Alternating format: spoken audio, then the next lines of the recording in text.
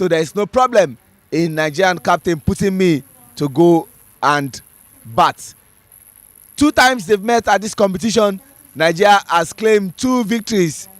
How will this pan out? Will Nigeria get the third over Ghana, or Ghana will just fight back and get a win over Nigeria, just like we saw the fight back from Sierra Leone against Rwanda in that entertaining encounter that ensured that Rwanda suffered their 4th loss at this tournament and Sierra Leone getting their first victory. Ladies and gentlemen, in a few minutes we shall be proceeding for the national anthem of both countries. But one thing you can be rest assured, that today promises to be a dramatic game. Will it be confirming supremacy or revenge? For Ghana, it's going to be revenge on their mind, and for Nigeria, they want to confirm supremacy, that is winning 3 out of 3. While this afternoon it will be the turn of Sierra Leone against Rwanda. Can Rwanda get one over Sierra Leone? Twice they've met at this tournament. It's 1 apiece, but we'll wait to see what happens. The die is cast, the stage is set, and I must tell you, the umpires for today are umpire mentor David Odiambo from Kenya and Ibrahim Kabia from Sierra Leone. The third umpire is Musa Bodi Eizoje from Nigeria. Other umpires for this tournament, Kehinde Olambiwonu from Ogun State, Nigeria. Habib Amoto Enesi from Kaduna State in Nigeria. Those are the umpires, and you can see the match referee consistent Tonye Timinadi. These are the umpires and the match referee. The other umpires that we have for this tournament, we have Wale Adekoya from Lagos State, Nigeria. We also have Taiwo Oladujoye from Ogun State, Nigeria.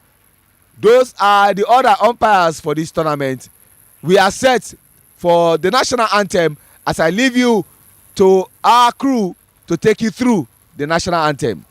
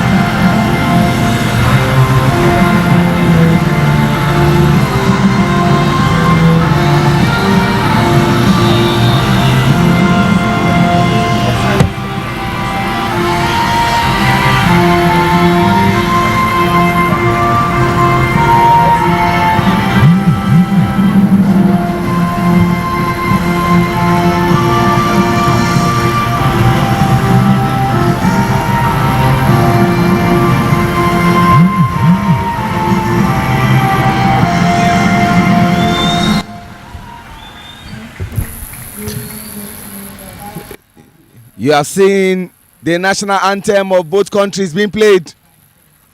Exchange of pleasantries from the away team, even when they are playing at home. Nigeria having an handshake with the umpires. Taiwo Oladunjoye, Kehinde Olabiwonu, Musa Bodie Izoje, third umpire Ibrahim Kabia, match referee Tonye Timinadi, umpire mentor David Odiambo, from Kenya Habib Amoto Enesi, Wale Adekoya, and they are being led by the captain of Ghana, Samson Kwase Awe Awea. One change to the Nigerian side, according to the captain of the side, Sylvester Okpe. There is no place for for Peter Aho. Is being rested, and in comes Prosper Useni. But for the Ghanaians, they say if it's not broken, you don't fix it. Captain Samson Kwase Awe stuck with the team that played against Nigeria in 2018. That is 5 years ago. Ghana inflicted a 4-0 thumping over Nigeria at this same ground at the ICC tournament as well as the ACA tournament. It was 2-0, 2-0. One of the worst defeats for Nigeria. But ladies and gentlemen, Nigeria is on 2-0 as we speak. But if you want to fast track to what happened on December 9, 2022 in Gahanga, where Nigeria won by 6 wickets, you want to say in the last 3 meetings between Nigeria and Ghana is 3-0. Will Nigeria make it the 4th time in all competitions, and more importantly the 3rd time at this competition? Time will definitely tell. We will be set for the game in a jiffy.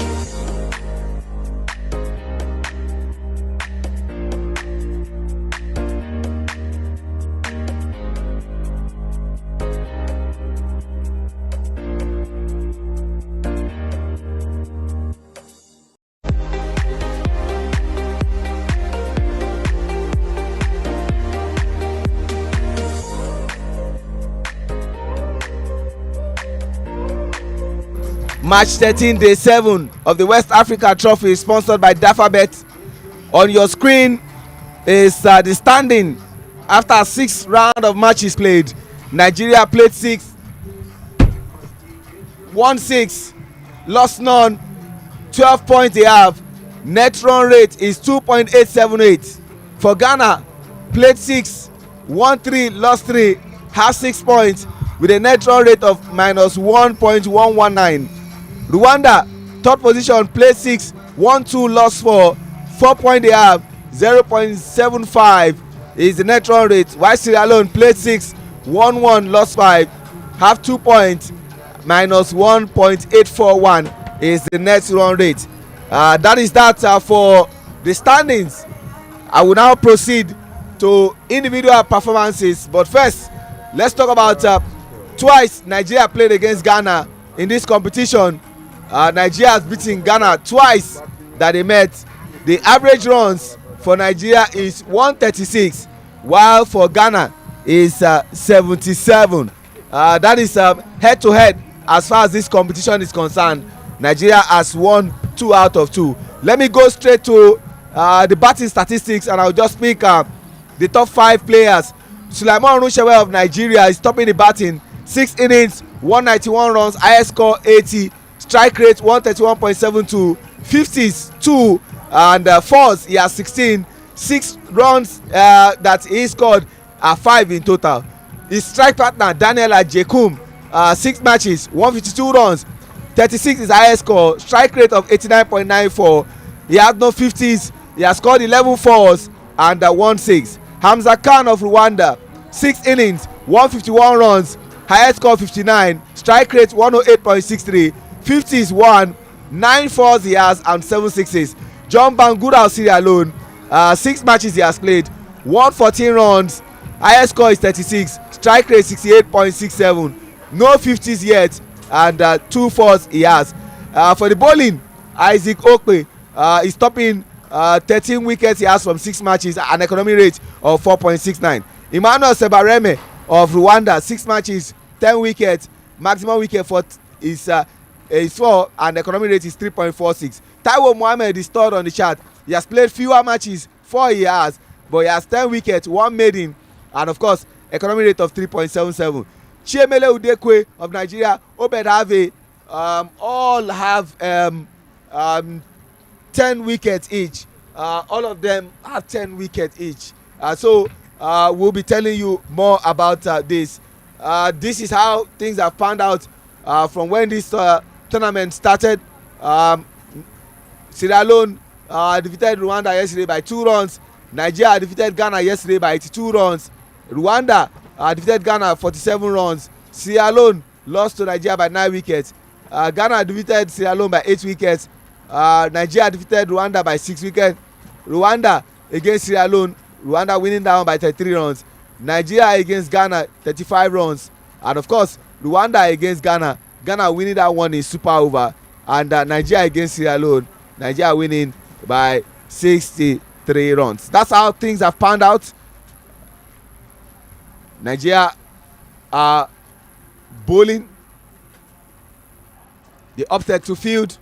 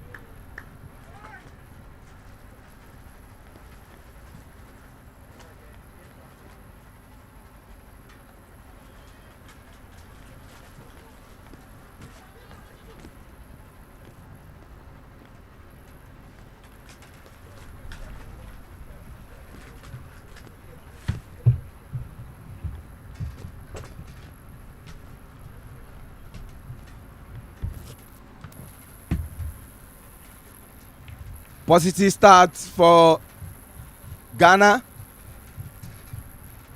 Off the first ball of Chiemele Udekwe, who is coming from the Court of Appeal end to experienced batter James Vifa.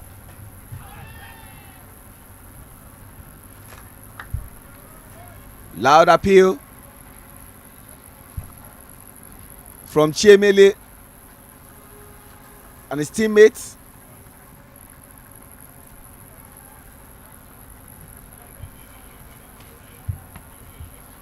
After the first game against Rwanda, where Chiemele Udekwe won the player of the match, he's been looking for a replica of that kind of performance.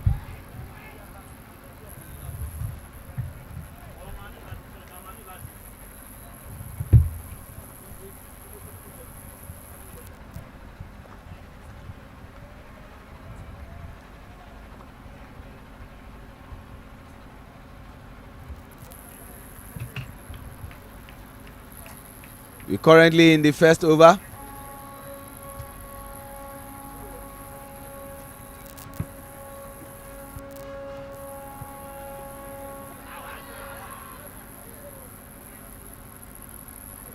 Another appeal.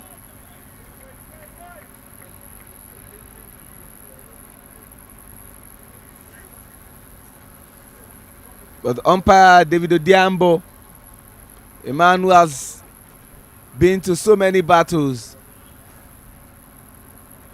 in the act of umpiring, is unconcerned about that appeal.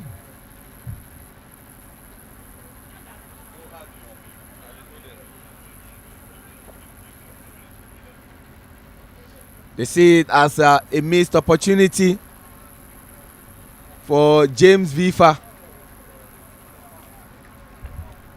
to walk back to the pavilion.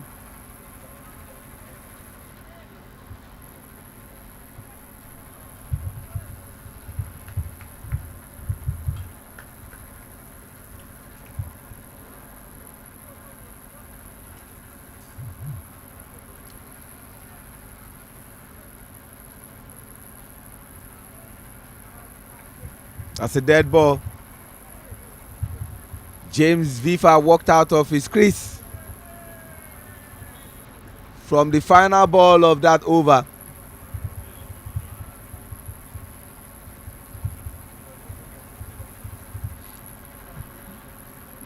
He scored 2 runs from 5 balls.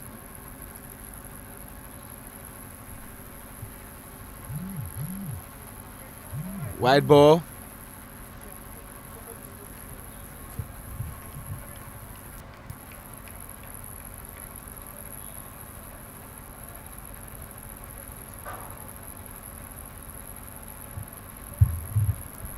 One additional run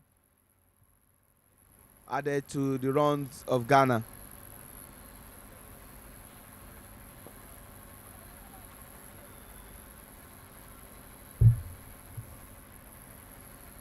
Isaac Okwe tries to pick the ball and run out.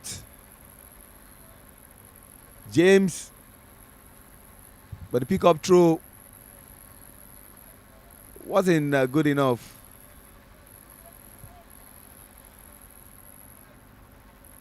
At the end of the first over,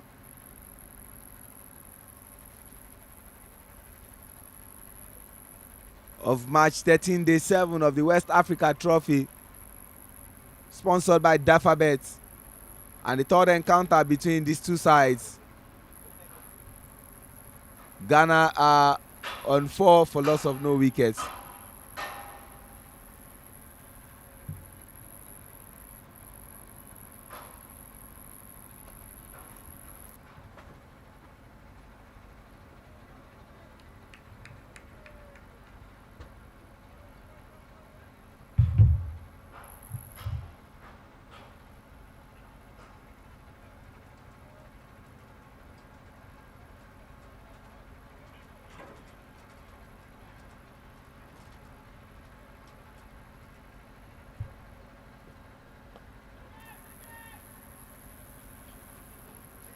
They want to go for two, and yes, they go. They make it. Bright start for Ghana. Usaini Prosper, who's been rested for a while, has come in to replace Peter Aho.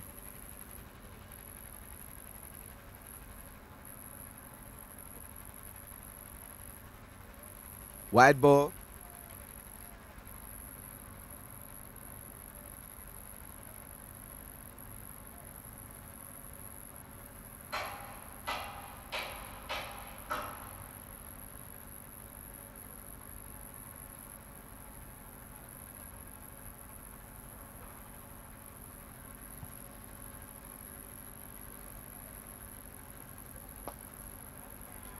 Brilliant.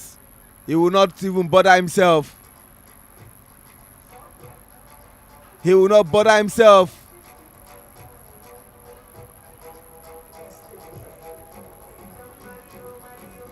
James Vifa is in the mood.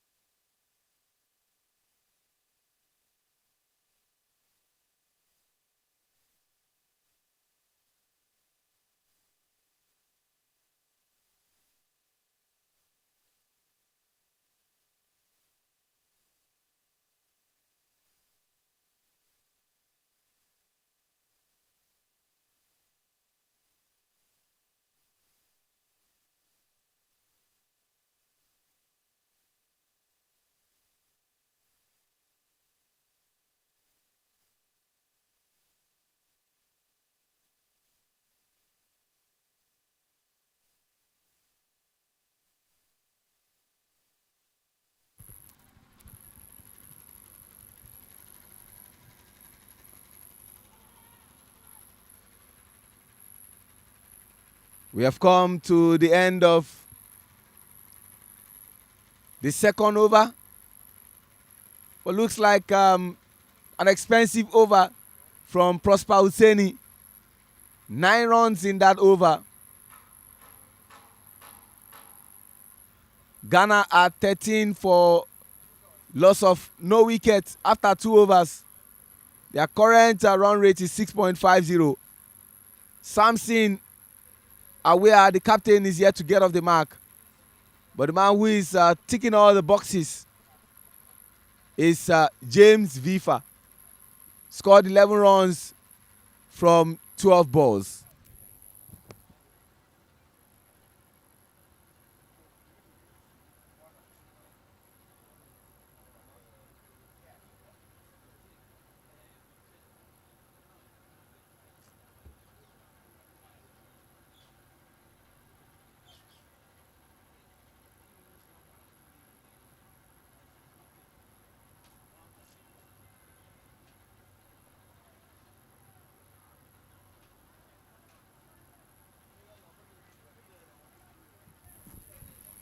Nigeria must cut down on the extras.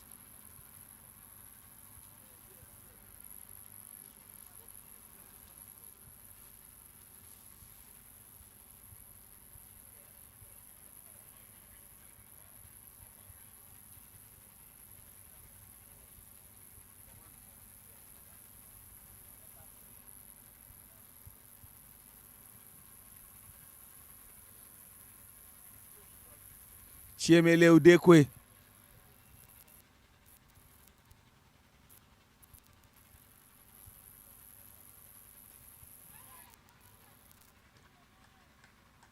Taiwo Mohammed ensures there's no run.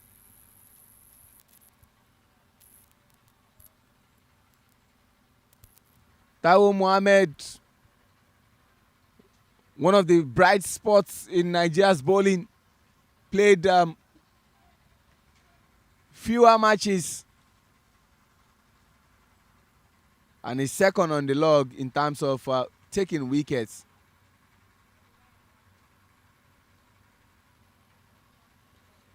Samson got off the mark.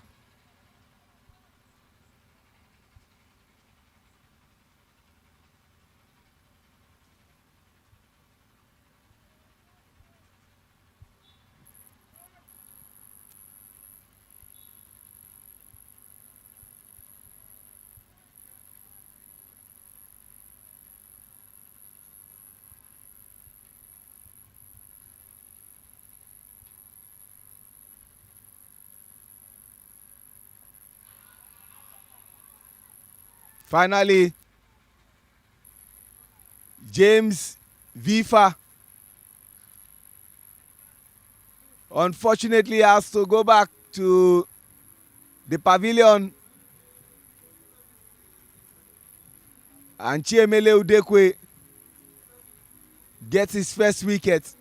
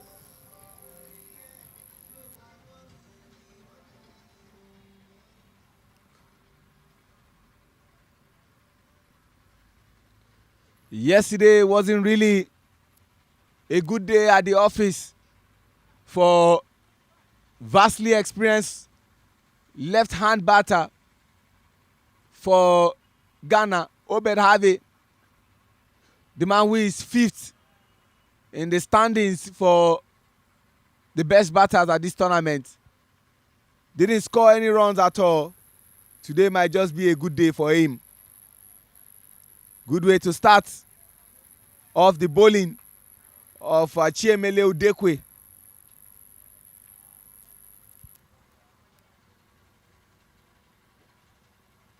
.3 overs gone. Getting into 2.4. And Ghana has 16 for 1.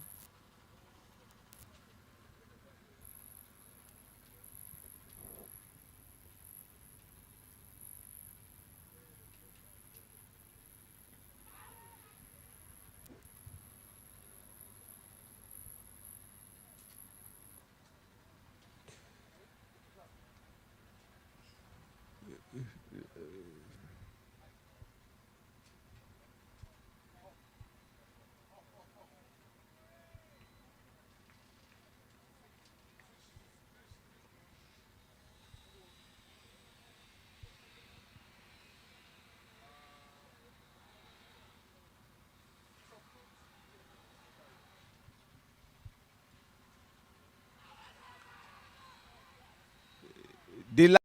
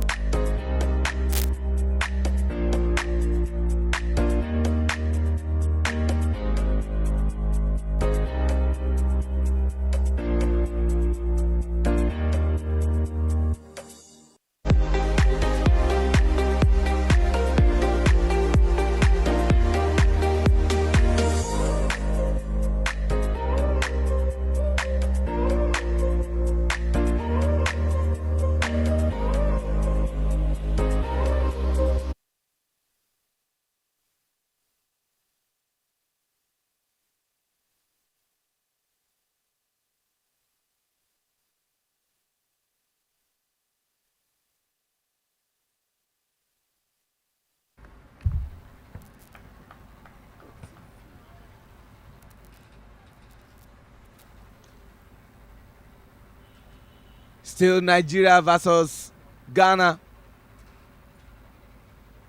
at the West Africa Trophy. Nigeria opting to field. Great shot. Would they go for two? Yes, they make it. You have to commend the positivity that the Ghanaian batters have brought in today. Highly commendable.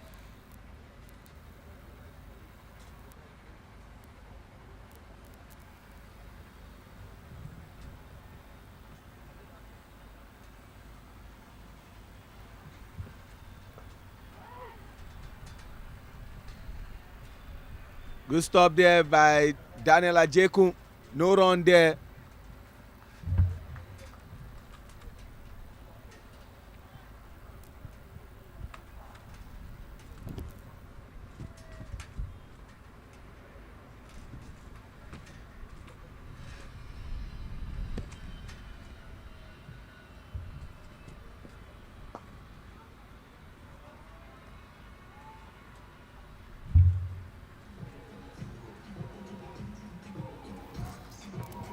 Great shot from Captain Awea to end that over. Prosper, after 2 overs, has conceded 17 runs. He should be worried about that. And 4 overs gone, 24 runs for loss of 1 wicket. Samson Awea, 8 balls faced, scored 7 runs. Obedave is on 50% strike rate, has faced 4 balls and scored 2 runs. Their projected score at this stage is 120 if they continue like this. The current run rate is 6.00.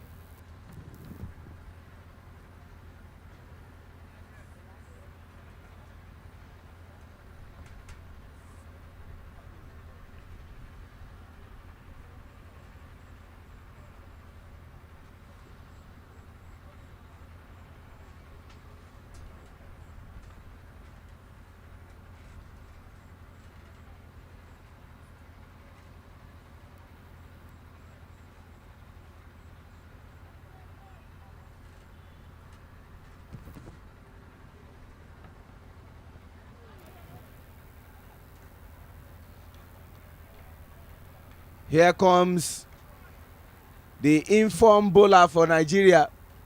In the last 2 matches, he's gotten 4 wickets in every game.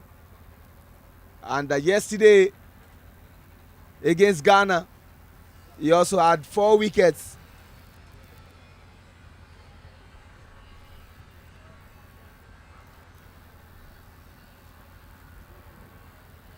But despite his good performance, he was bettered by that of Sulaiman Rushewe, who scored 80 runs off his bat.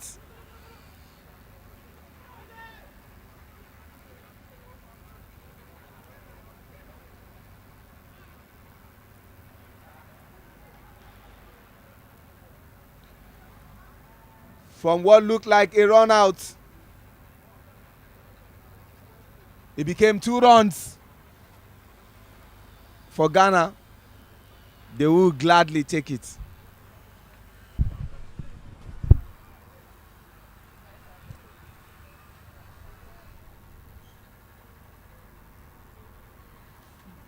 The striker, Captain Samson, is on 100% strike rate.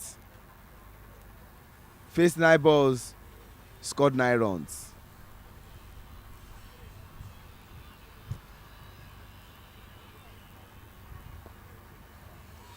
Lovely dap. Just one will be taken. Good pick up from Sylvester Okpe, captain of GCI.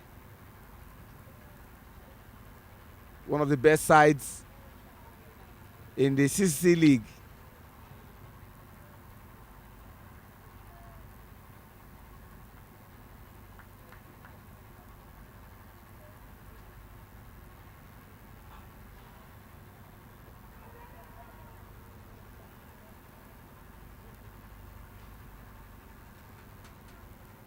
Another appeal from Taiwo to Obed.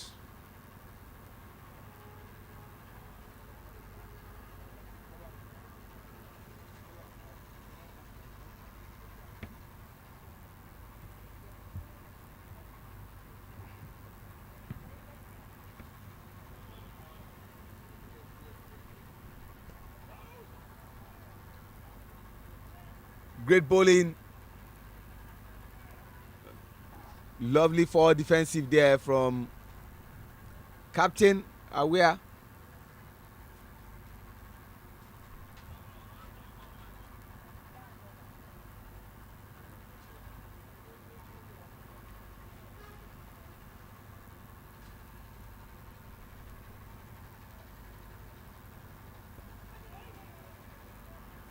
Yesterday for the Ghanaians was an abject performance where they scored 60 all out in 14.2 overs.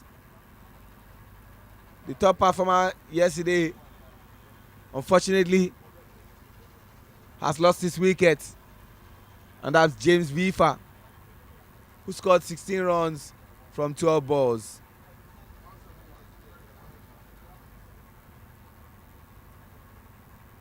Five overs gone, 29 runs on board for the loss of 1 wicket. Samson Aware faced 12 balls, scored 10 runs. Oberavi is on 50% strike rate, faced 6 balls and scored 3 runs.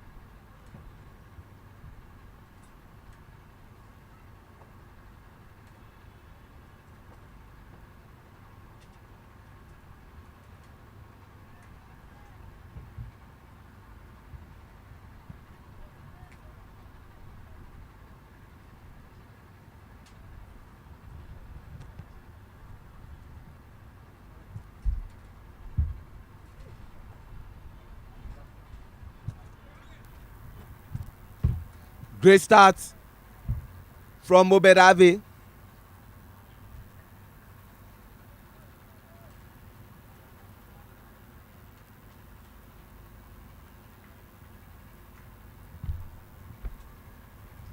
Isaac Okwe, the bowler with the most wickets.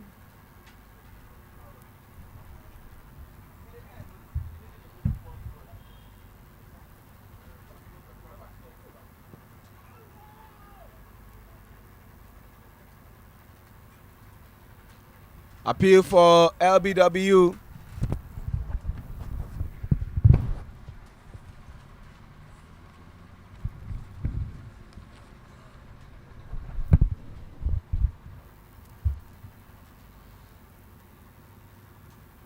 He has 3 wickets, more than others. It's on 13, and he'll be hoping for more wickets today to continue to pull himself away from the chasing pack.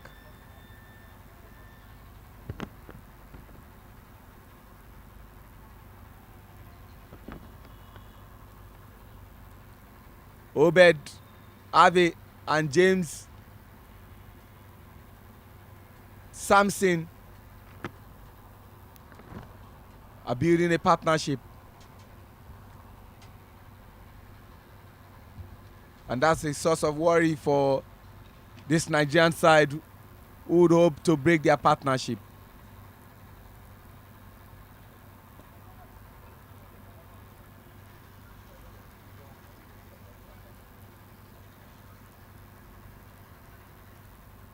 Much better bowling from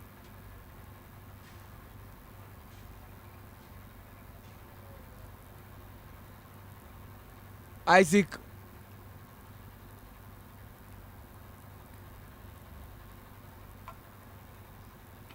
But unfortunately, that was a no ball and a free hit.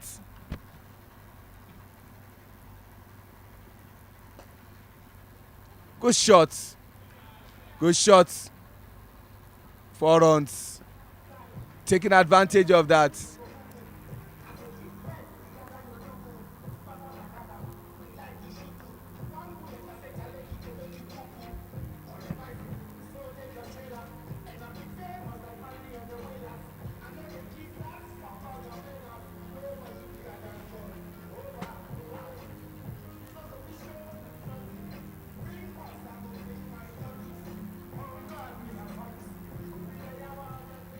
Positive attitude from Ghana.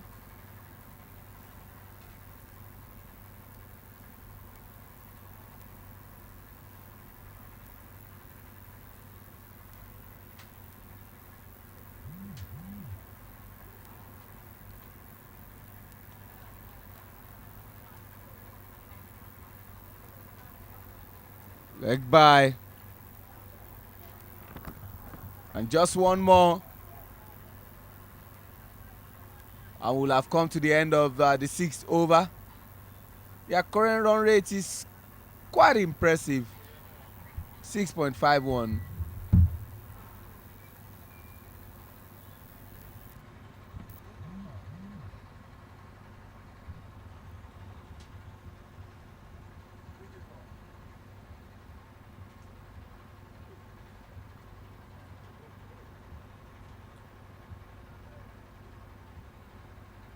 Good cover up from Chiemele Udekwe. And that's the end of the 6th over. Ghana are 39 runs for loss of 1 wicket. James Vifa, 13 balls faced, scored 11 runs, which included 1 with a strike rate of 84.62. Captain Samson Kwasi Awea, still batting, faced 15 balls, scored 14 runs, which included 2 strike rate of 93.33. Oberavi faced 10 balls, scored 7 runs, no 4s yet, no 6 yet, strike rate of 70.00. Other batters, Rexford Bakum and the other guys, Godfred Bakiwayem. And for the Nigerian bowling, only one man has gotten a wicket of the 4 bowlers, Chiemele Udekwe, with an economy rate of 3.50. 7 runs, 8 dot balls in 2 overs. Prosper Hussaini has bowled 2 overs, yet to get a wicket. Taiwo Mohammed has bowled 1 over. Isaac Okpe has also bowled 1 over. The captain is trying to change the strategy. He will be coming from the Court of Appeal end. He has 2 things on his mind: to reduce this run rate and also get wickets.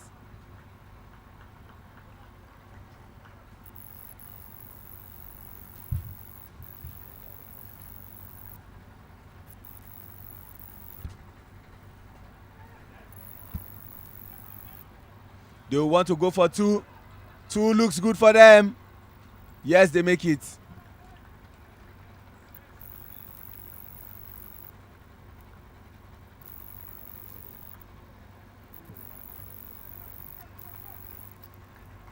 It's still too early for us to conclude that the decision of Nigerian captain Sylvester Okpe to field after winning the toss was a good decision.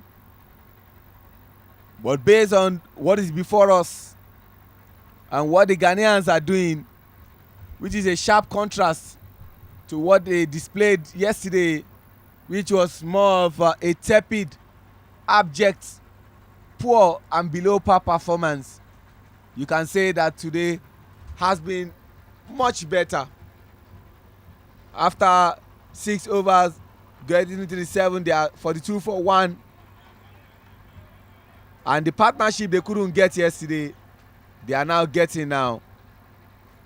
Samson and Obed. One a right hand batter, one a left hand batter, causing all sorts of problems for the Nigerian side.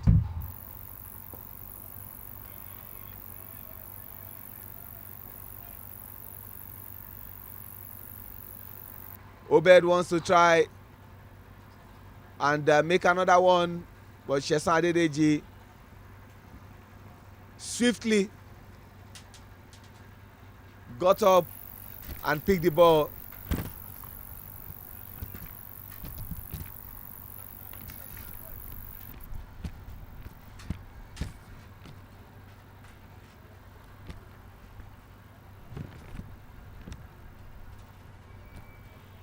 Nigeria are unblemished. Lovely dab.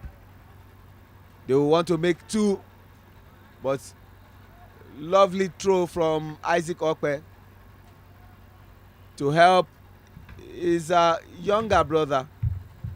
And you want to say a battle of 2 captains. One captain of a club, the other brother, and the younger brother, the captain of the national team of Nigeria.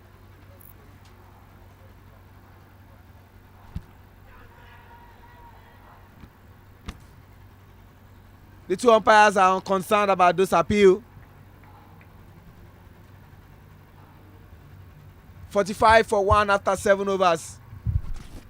And just very quickly, I want to feel the pulse. Just one word. Fumi Omoni, your take on the Ghanaians, the way they have played today. You can see the partnership, James Vifa and Samson Awia, 15 runs from 15 balls. Obed Ave and Samson Awia, from 29 balls, they scored 30 runs. Your impression about Ghana's performance up until this 7th over? That's what I want to restrict you to. Good morning, Ajidagba. Good morning, cricket lovers. It has been quite impressive from the Ghanaian batters, taking the singles one after the other, ball in, ball out, and they've been running in between the wickets, taking the runs and restricting dots these overs. Good innings from the batters from the Ghanaian team. I'm really, really impressed. Thank you very much. We go to the under-19 captain, Karim. Not a good way to start. No ball and a free hit.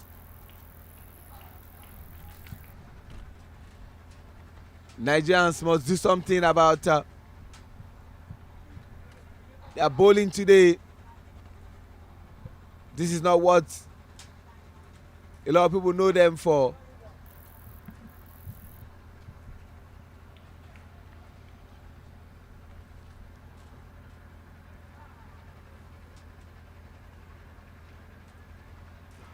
Sure, 4 runs.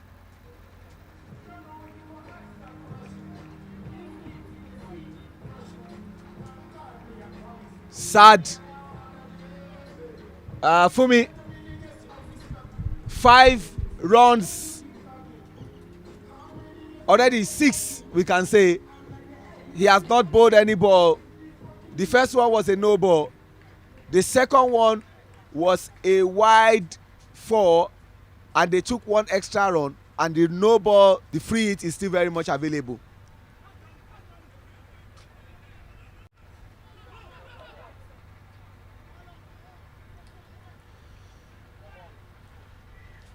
Good catch, but it's not out by virtue of it being a free hit. Lovely catch from Daniel Ajeku. But they still make that one extra run.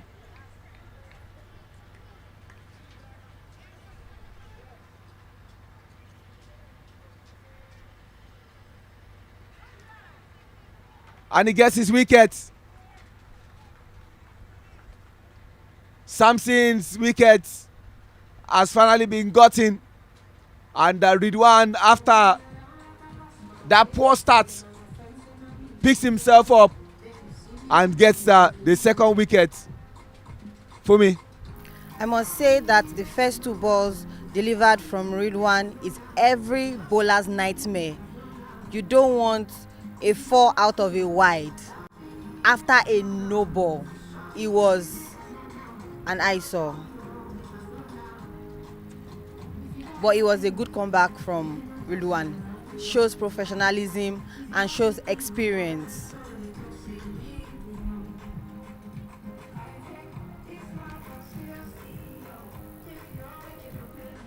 while that is going on, let me just quickly do this. Everywhere, all over the world, every October 11 is the International Day of the Girl Child. And this year's theme is Invest in Girls, Rights, Our Leadership, Our Well-being. I'm super excited that I'm having a female colleague here. And Fumi, congratulations on today's celebration. You are also a girl child, and we pride our female national team so much, the female yellow greens. So to the female yellow greens and to all the ladies all over the world, we say congratulations on today's achievement. You are not saying anything. I just congratulated you. Thank you very much. Are you not a girl child? I am. Thank you very much. Thank you very much. Indeed, a very memorable day for every girl child across the globe. And it's a good thing that cricket is now actively involved in female tournaments, and female involvement in cricket has grown over the years. It is commendable from NCF. What can you say about today's sloppiness? Permit me to say, I might be wrong, there seems to be some level of complacency on the part of Nigeria. This is not what we know them to demonstrate, but the way they have been displaying is unlike Nigeria. Your take? You are right. The fielding has been a little bit shaky so far. We've not seen tidy fielding, overthrows here and there from the team Nigeria. I hope as the innings progress, we'll be able to see more composure and better fielding from team Nigeria. The bowlers as well need to up their game at this point of the game. Just 6 more runs would have been the entire runs the Ghanaians posted yesterday. But today, you can see, even before the 10th over, they are already on 55 runs. Like I said, much improved performance, and you can see from Ridwan's face that he felt that should have been the wicket of Obed gone. They need to, get the wicket of Obed. You know how the left-hand batters always make you to switch from one end to the other.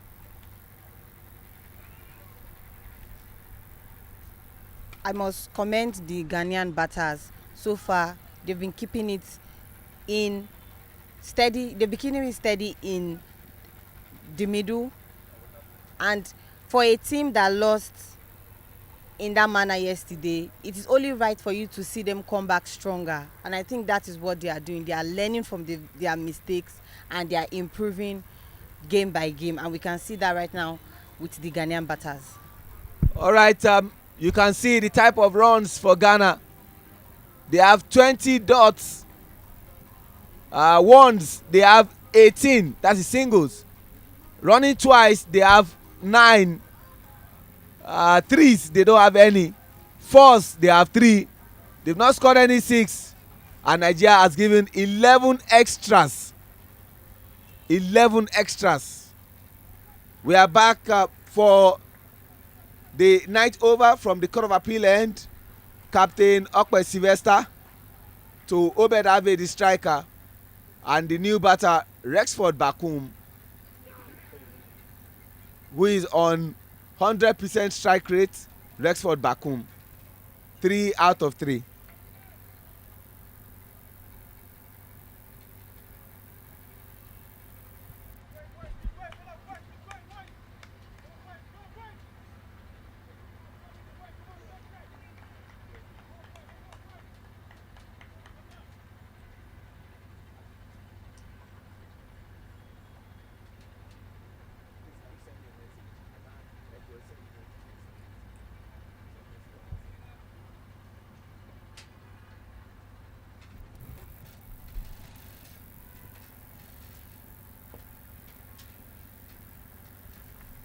Positivity from Ghanaian batting. That's the tiredness you get when a right-hand batter and a left-hand batter are in the crease. You continue to switch. It also has a way of affecting the umpire.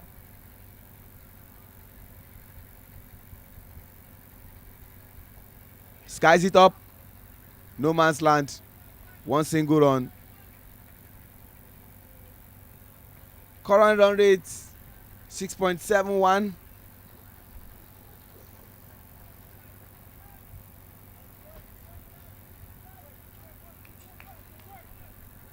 After the 10th over, you shall be hearing the voice of a colleague of mine at the commentary position to lend his thoughts on what exactly he makes of the Ghanaian performance and the Nigerian performance as far as today is concerned. They want to run, but Sylvester would not allow them run. Coincidentally, Sylvester has bowled 2 overs, conceded 9 runs, and we just ended the night over. Ghana are on 58 for loss of 2. Rexford Bakum and Obed Ave trying to form a partnership.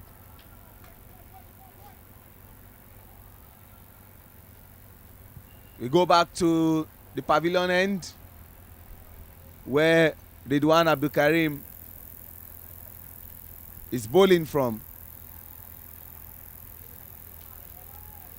We hope to have joy in this over.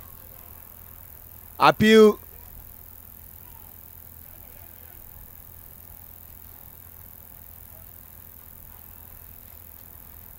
For me, while I understand that today is International Day of the Girl Child, I don't know whether today is also a day of freebies. Nigeria are just giving the Ghanaians opportunity to have extra runs, which might prove costly when it's time for them to bat.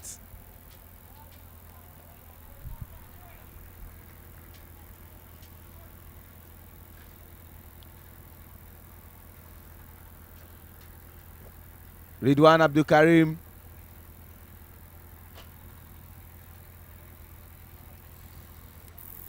(61) for loss of 2 wickets.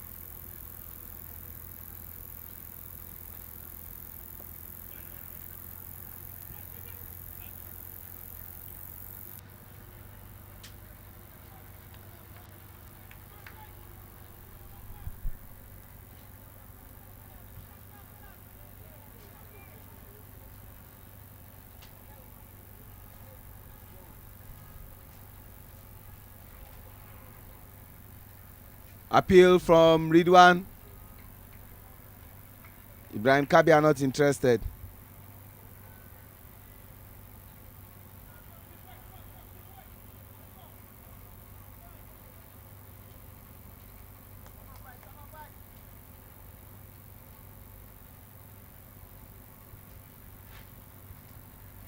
White ball.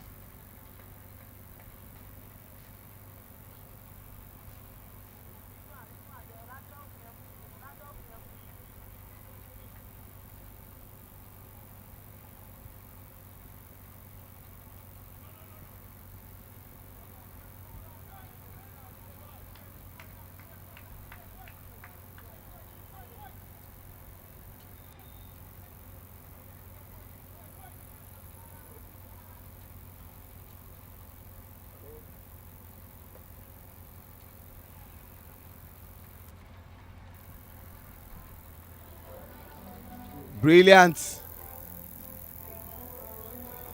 Lovely 4 runs.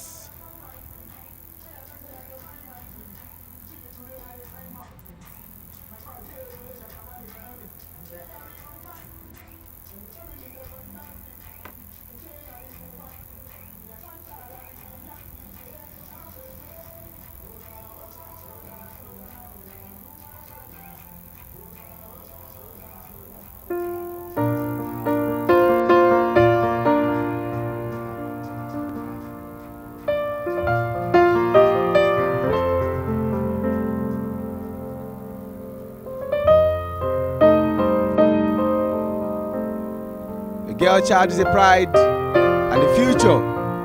Give her life, invest in her education, raise her as an equal, and of course, you will reap the dividend.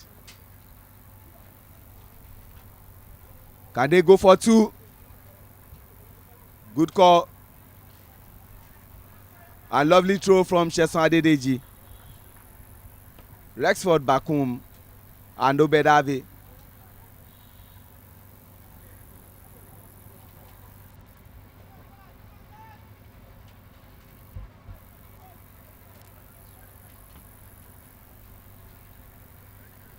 Okpe Sylvester,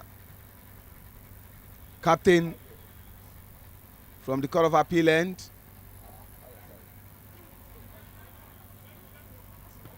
They will go for 2 runs. Easy 2 runs.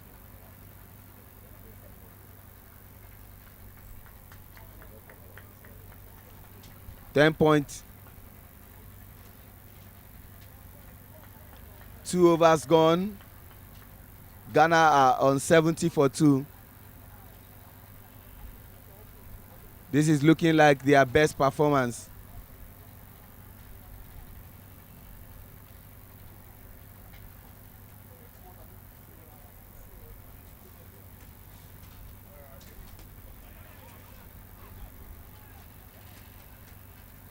They make it.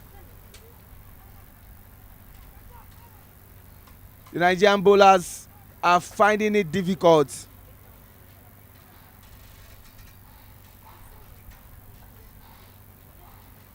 Against this Ghana batting.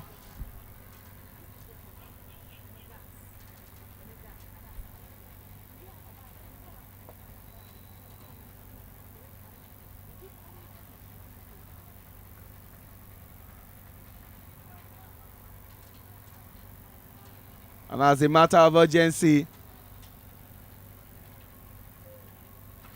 they will want to get the wickets of either of these two.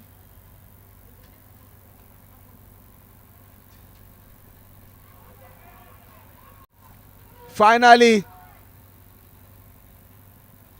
from the screaming of Sylvester, you can see the look of someone who caught a figure that has been frustrated by the batting of the Ghanaians. For me, finally, they've gotten the wicket of Obed. That's more like a sigh of relief. And you saw from the way he screamed like, not only have I gotten this wicket, I've broken this partnership that has been giving us reasons to worry. At this point, I think the wicket was needed for the Nigerian fielding side. It was needed because Obed has settled in and was ready to play. I hope after this wicket, the Nigerian team will be able to come together and be more composed are more confident on the field. All right, the team list of the Ghanaians: Samson Kwase Aware, the captain, who has lost his wicket. Obed Ave, James Kwaku Viva, Godfred Bakiwem, Kofi Bagabina, Rexford Bakum, Michael Abuaye, Joseph Kwame Theodore, the wicket keeper, Kelvin Mako Awala, who just came on now, Daniel Kwabina Anefe, Syed Akil Isra. The 12th man is Alex Osei, while the 13th is Nuruddin Ibrahim and the 14th is Aziz Suale. The team manager is Dennis Amwa Ababio, and the name of the coach is RP Sharma. In comes Kelvin Awala, jersey number 11. The last ball of the third over, getting into the 11th of Captain Sylvester Okpe. Will he get his wicket?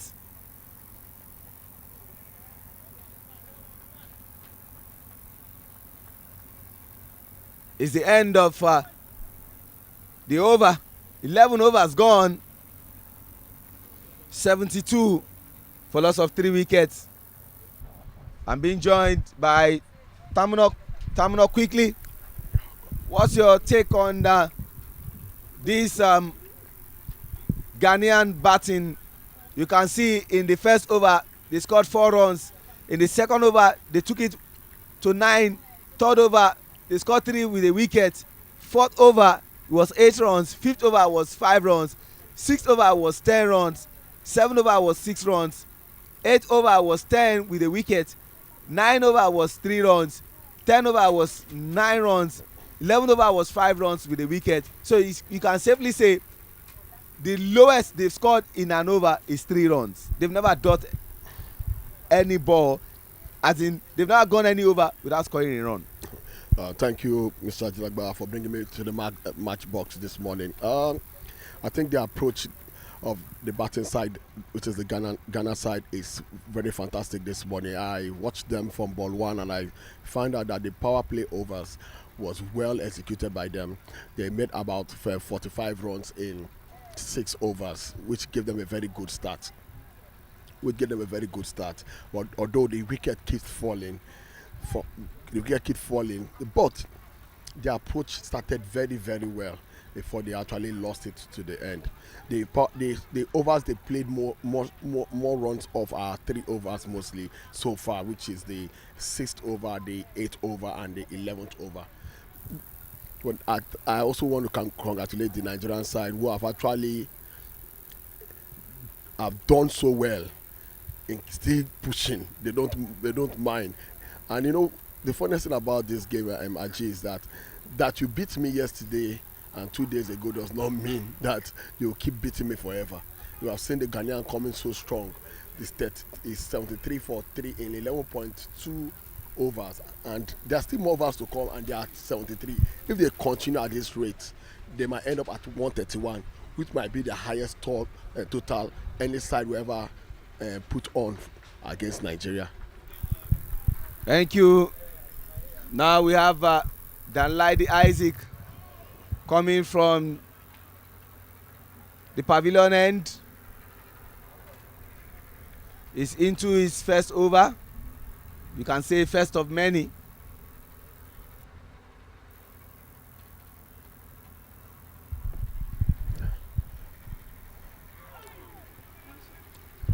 Missed opportunity there. They won't mind, and they make those 2 runs. All hands on their head. It's a clear indication of how close that was.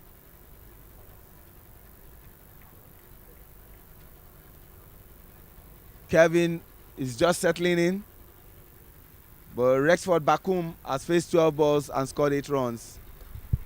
He tries to pull that shot. Just 1 single run will be made. Positivity from the Ghanaians. The approach today was quite different than Ladi Isaac. Plays it up, gone. Cool as you like catch.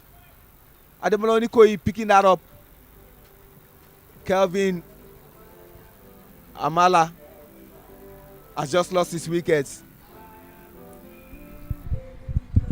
Fumi, the decision by Captain Sylvester Okpe to go and field after winning the toss up until this moment, where Ghana are on 77 runs for loss of 4 wickets after 12 overs, was it a good decision? I mean, restrict it to after 12 overs. I can only say that Sylvester must have a plan. There must be a plan before he elected to field first, and I hope that his plan is He going spoke according about to the surface. He said the reason is because of the surface. That was why he elected to field as against batting. I hope it works out well for him going forward in the game. More so, quite a lot of teams, Fumi, have not pushed Nigeria to the limit. Maybe when we see this Ghanaian side score about 130, 140, and Nigeria is chasing 130, 140, we can also see their strength. Is that not it? I agree with you, Ajidagba. Nigerian have been winning, but we've not seen a close match. This could be that close match because the Ghanaian batters still have wicket at hand, and this is the 12th over, 77 runs on board. Projected score has dropped to 128. Thank you, Fumi.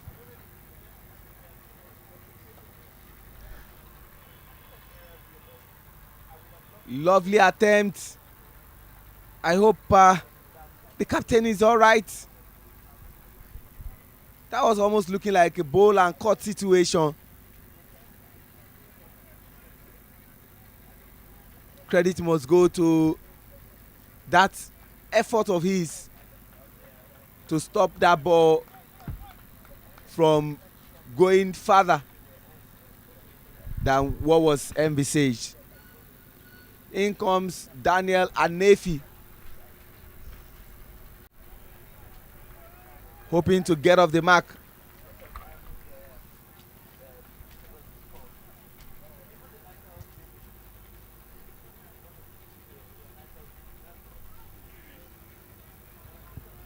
Just one run. Any attempt to try and go for 2 might lead to walking back to the pavilion to meet your teammates. Final over for Captain Sylvester. Skies it up. Lovely shot. Lovely shot. Rexford Bakum is in the mood.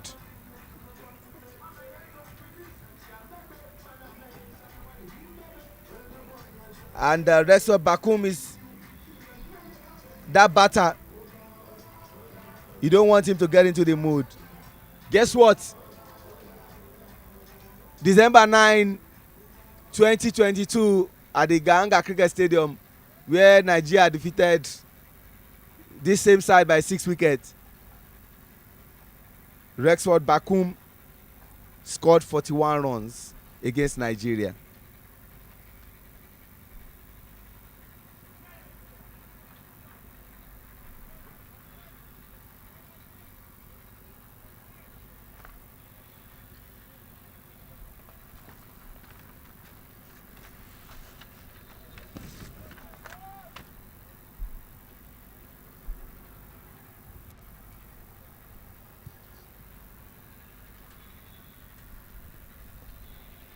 He dabs that ball. They want to make 2, but it's Isaac. You don't want to try him.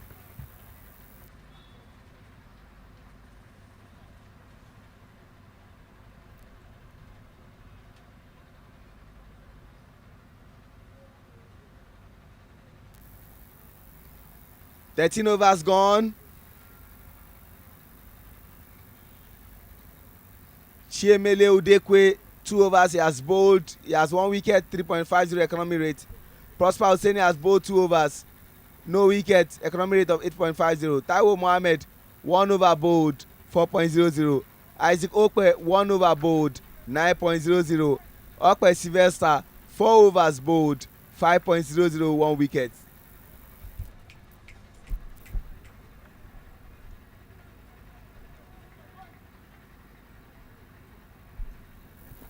Ridwan Abdulkarim, 2 overs bowled, 1 wicket, and Danladi Isaac, who is back, has just bowled just 1 over.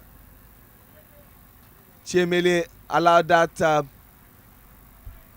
to go for 1 run at mid wicket. Danladi Isaac versus Rexford Bakum.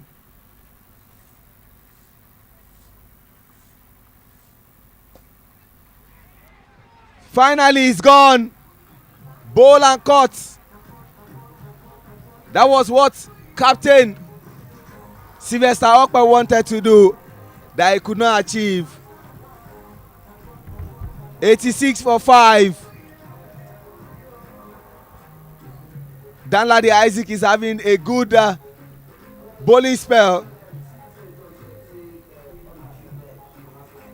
4 for 2 after just 1.2 overs.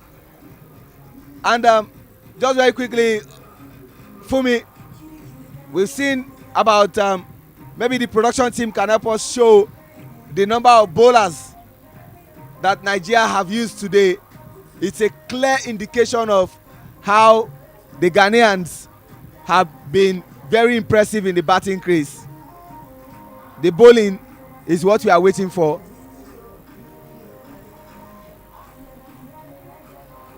We've seen Chiemele Udekwe, Prosper Hosseini to Taiwo Mohammed, Isaac Okpe, Sylvester Okpe, Ridwan Abdulkarim, Danladi Isaac. That's about 7 bowlers Nigeria have used in this game. It shows you how difficult the Ghanaian batters have made things look for Nigeria. But quickly, the fall of the wicket. The first one was when they were on 15 runs. The second one was when they were on 51 runs. The third one was when they were on 72. The fourth was when they were on 77. And the fifth one when they were on 86. Nigeria has given 16 extras. This is the highest I've seen Nigeria give at this tournament.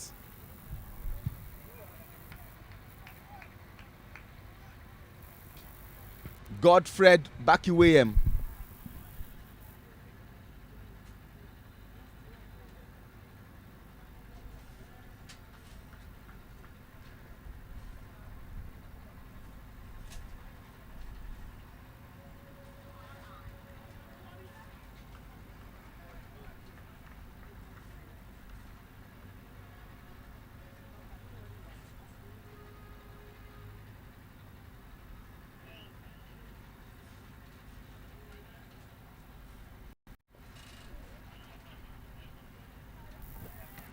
They want to go for 2. Yes, they will. Save 2 runs.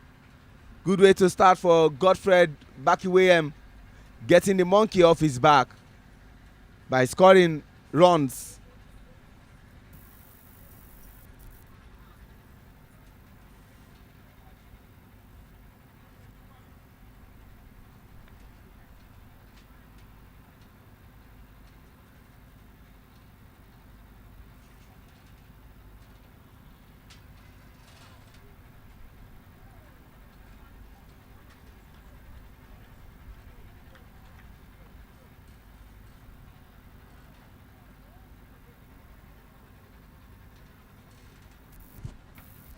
Danladi Isaac is having a good over, and he will want a continuum of that. Brilliant stop from Captain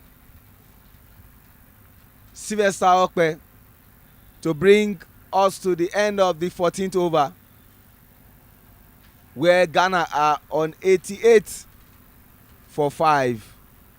Godfred Bakiwayem and Daniel Anefi batting.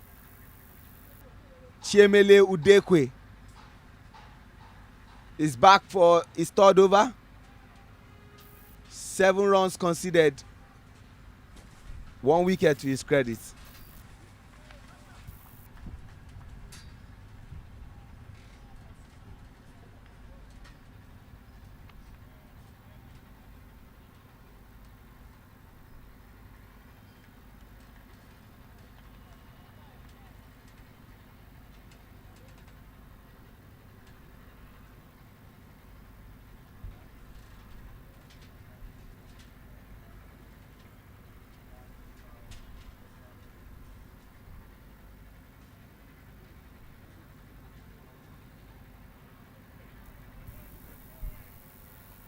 Good way to start.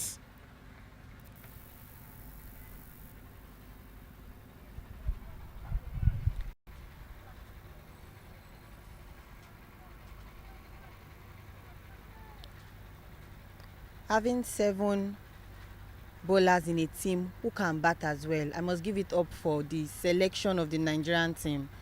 It shows that they are good all round bowling and batting. 7 bowlers in a team of 11. It's very, very remarkable. Brilliant for me, and a good observation.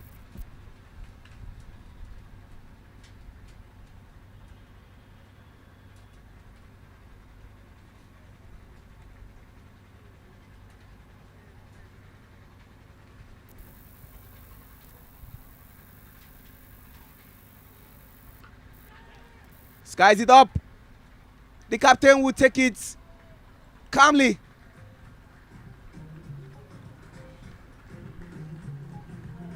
Anefi has ended his tenure in the batting crease.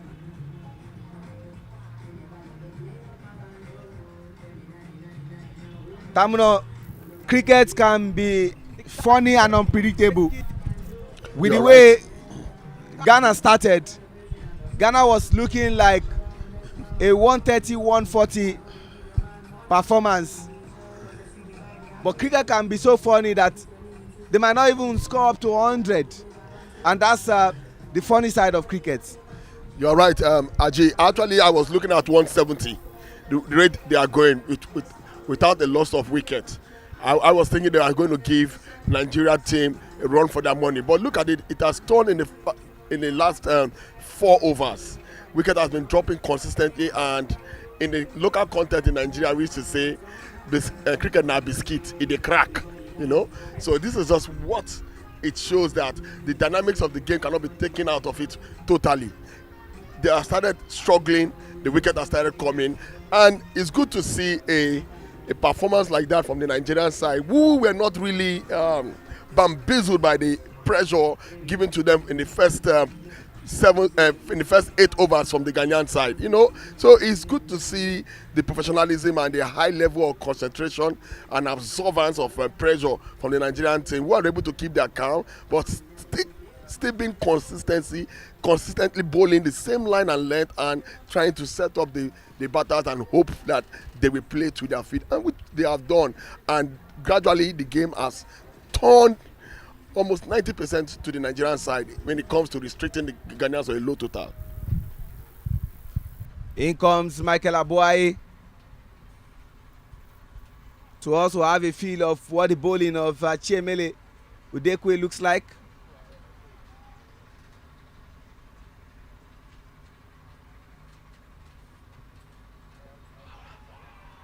Yes!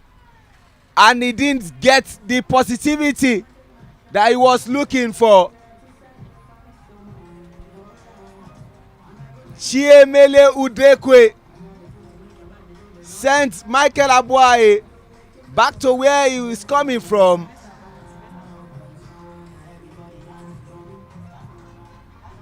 $88 for 7.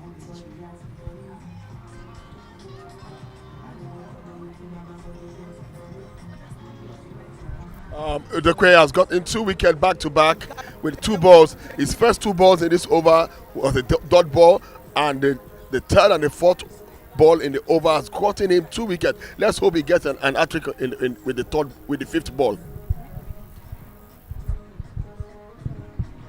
Fumi, only one player in this tournament has gotten an hat-trick, and that's Taiwo Mohammed. Not only did he get an hat-trick, he also got an hat-trick with a maiden over to go along with it, and that was against Sierra Leone. Zapi Bimeimana yesterday for Rwanda was on the verge of getting an hat-trick. Will Chiemele Udekwe of Nigeria become the second player to get an hat-trick? And the only man that can give him that opportunity will be Joseph Theodore, the wicket keeper for Ghana. Just quickly, is it possible before he bowls? Are we going to see the hat-trick now? It is possible. It is very possible. He's on fire. He's on In momentum. form. This Alright. over has been better than his previous overs. That did not happen.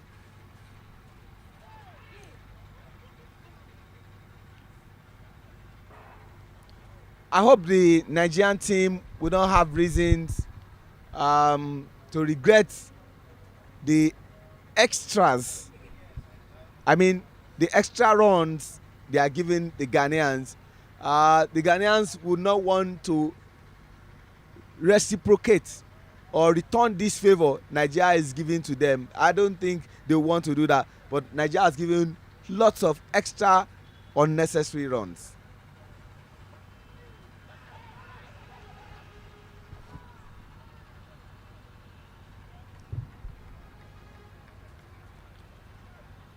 And that brings us to the end of the 15th over. What a good over for Chiemele Udekwe.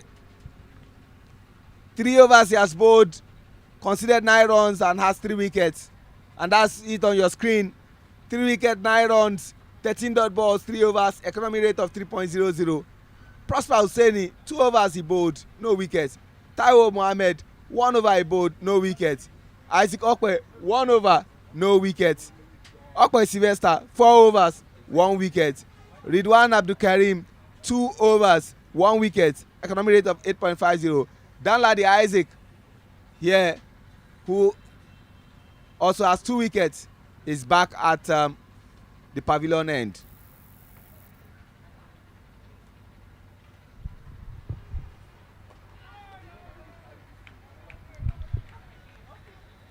Good start for Danladi Isaac.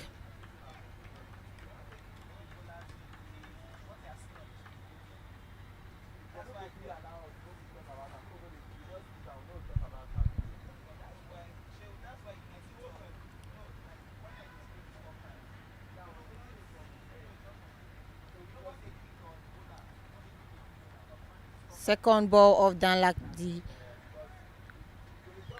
and Godfrey takes it for 2 runs. So far, Danladi Isaac has been bowling line and length consistently.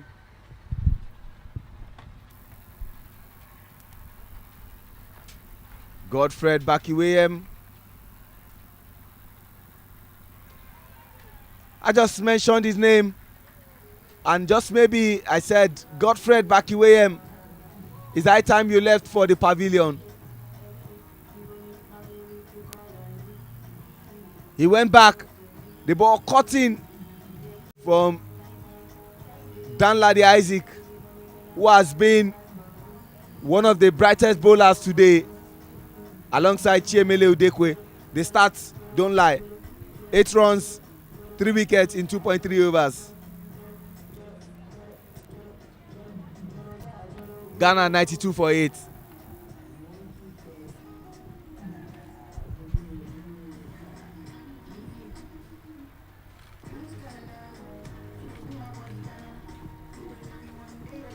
Just when we thought the Ghanaian batters would take us to 140 with the way they started, the Nigerian fielding side said, no, we are not done yet. We are just starting. And now the game is beginning to flip gradually into the hands of the Nigerian fielders. They are doing well, excellently well. Shout out to Danladi Isaac for this good over.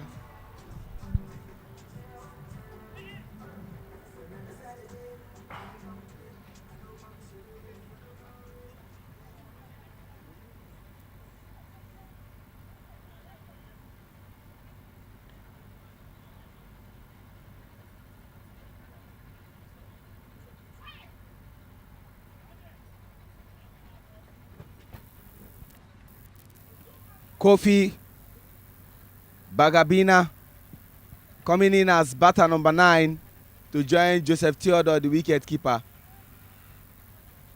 He would be facing the bowling of Danladi Isaac.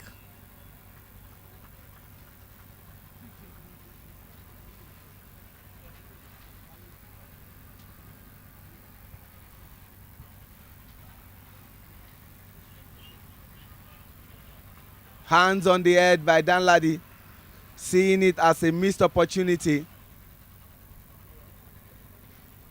Kofi had no chance.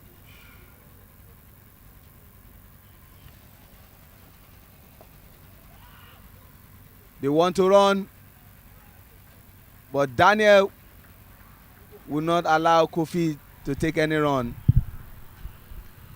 One more ball to bring Danladi's over to a close, and that will be the 3rd over, but more importantly the 16th over. And that is the end of the 3rd over for Danladi Isaac. 8 runs for 3 wickets, 92 for 8, 16 overs gone. Kofi Bagabina, Joseph Theodore batting.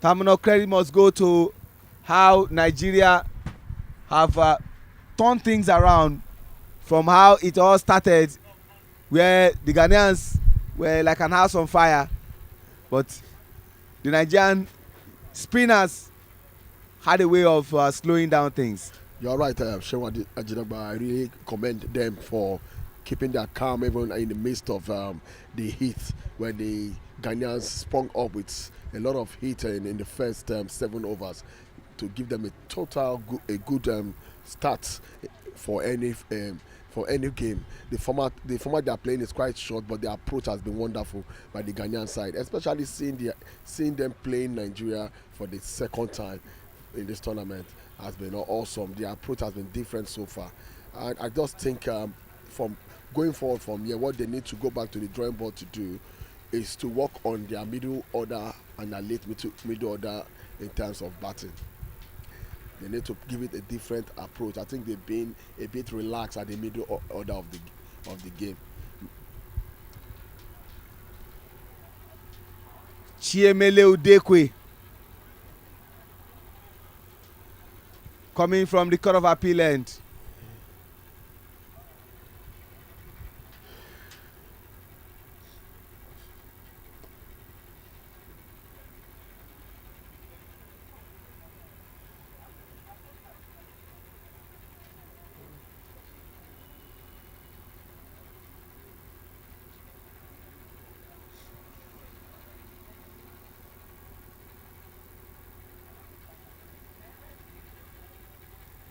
.1 overs for Chiemele Udekwe.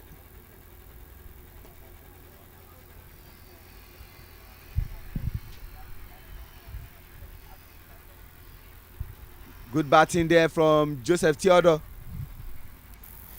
but Kofi Bagabina is yet to get off the mark.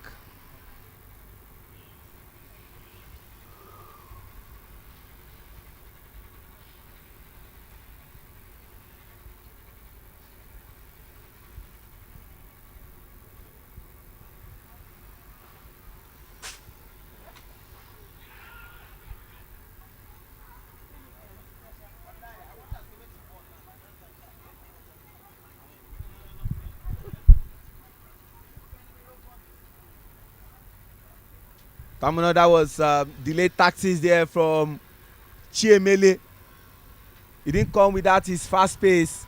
Just try to slow things down for Kofi. But Kofi read that very well. Anyway, it's not a surprise for those that actually understand this game of cricket. When bowlers have variations in their delivery, sometimes they come to delay. They delay. Sometimes they come faster, and sometimes they even change the line of the ball and the length of the ball just to make the batsman uncomfortable and make them get the wicket of the batter. So that's what it's all about. Good bowling sense required that you don't come on one line throughout your 6 balls.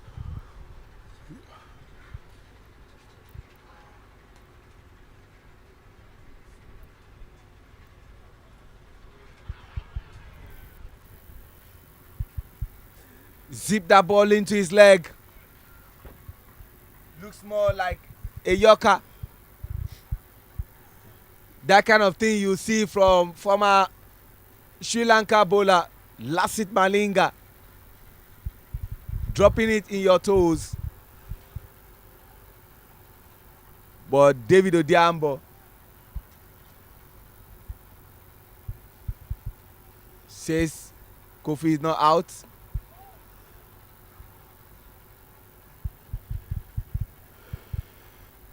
Good bowling there from Chemele Udekwe to bring him to a close. After 4 overs he bowled, he considered just 12 runs and had 3 wickets to show for it. Brilliant over. 17 overs gone, 95 for 8. Current run rate is now 5.59. At this stage, the projected score will be 1-1-2. Is it possible for them to get to that projected score, or the Nigerian bowlers would have a say or two? Dan Ladi, Isaac will return to the pavilion end where he has been bowling for, and Tamuno is his final over, and you have to say that Dan Ladi has bowled excellently well. He just considered 8 runs and has 3 wickets. Wow, that's a fantastic It's figure. Nigeria's best bowler for now in this game. That's a fantastic figure to see Danladi Isaac actually do some wonders with the ball. He's a very great batsman. He's a very good batsman. He bats very, very well up the order of the team. And also, he's not left out of the bowling attack. He's as a good bowling option. He has been able to live up to expectation. And this is what we want to see at the national level, where batters can also be used to bowl. You know, it gives the side a very good relaxed mindset to achieve whatever target and whatever goal they set.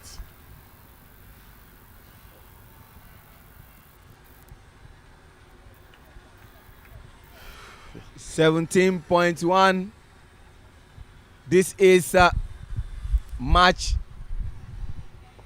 13, day 7 of the West Africa Trophy, proudly sponsored by Dafabet, and we say a big thank you to Dafabet for sponsoring this great competition that has seen 4 teams in attendance: host Nigeria, Rwanda from East Africa, Sierra Leone, and of course Ghana. And this is the 3rd meeting between Nigeria and Ghana.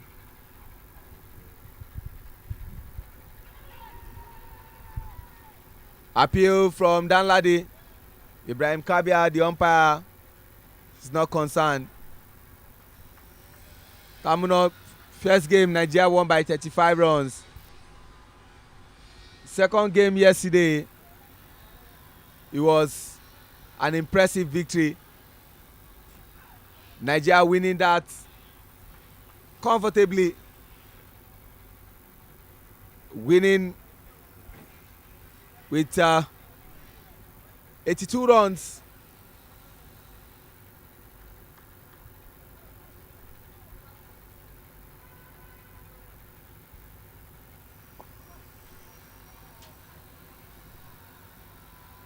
Kofi Bagabina back into the squad. We have come to the end of Danladi Isaac's over. He has the best economy rate for Nigeria. Following closely is Chiemele Udekwe. 11 for 3 after 4 overs. Chiemele was 12 for 3 after 4 overs. And you can see the batters of the Ghanaians. James Vifa, 11 runs he scored. Samson Kwasi Awea, 27. Oberave, 23, their best batter for now. Resford Bakum, 15. And the others have been unable to get into double figures. Taiwo Mohammed,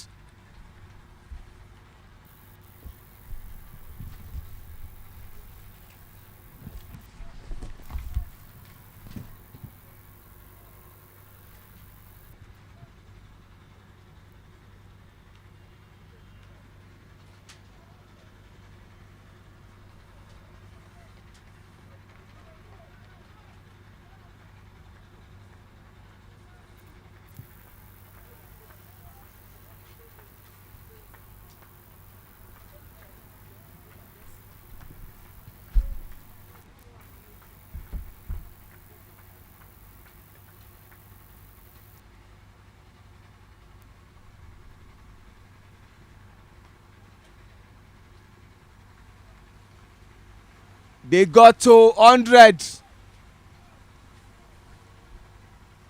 Congratulations, Ghana. Much improved performance from yesterday.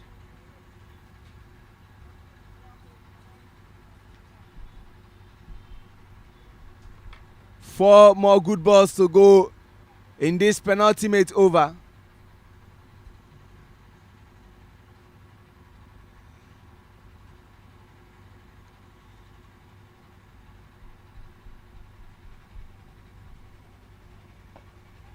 Plays it up. Will they make 2? Sheson, will he allow? Yes, he does. And they make it. Everything matters now.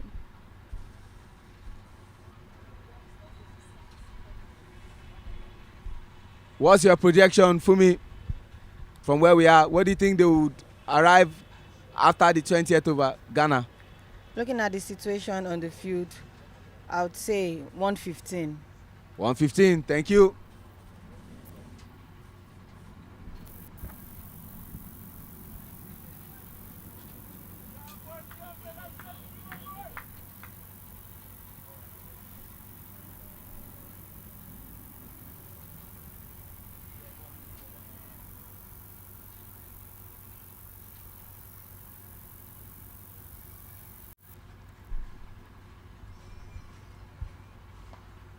Skies it up, but they will make 2 runs, and this is proving a bit costly for Nigeria.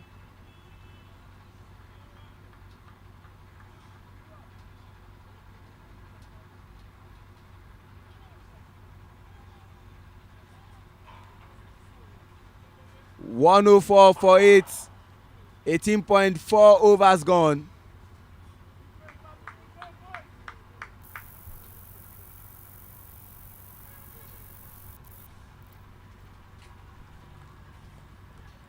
Dabs it.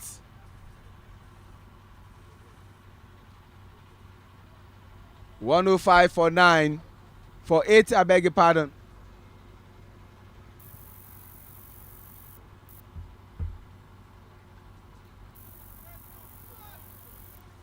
You can see Syed Akil Isra, one of their good bowlers.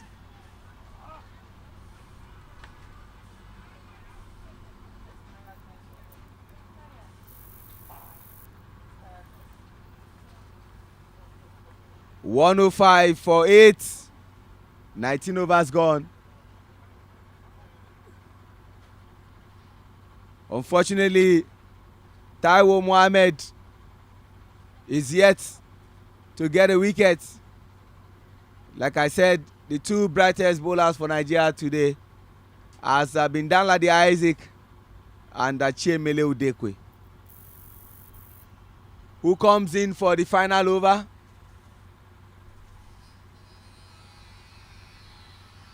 Fumi gave it as 115. Will they get up to that?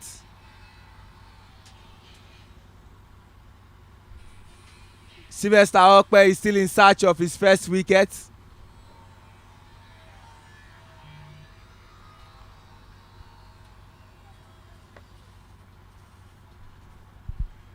I must also say that it has been a very good comeback for the Nigerian team on the fielding side. The last 6 overs has been better than the first 6 overs.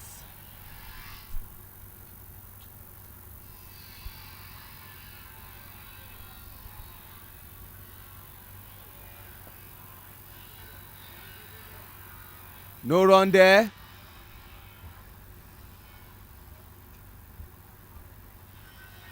Still in search of his first wicket.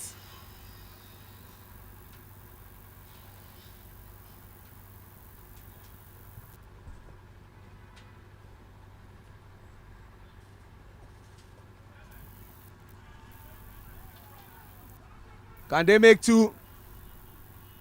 Just 1. Chemele Udekwe's 3 wickets has taken him to 13. Joint with the man bowling on your screen, Sylvester Okpe.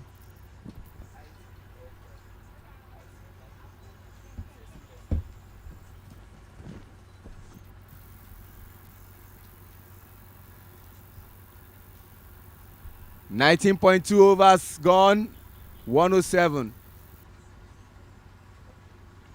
He converts it to a pull shot. They want to go for 2. But Tademola Onikoyi will not allow. The way Nigeria is fielding, everybody has gone back.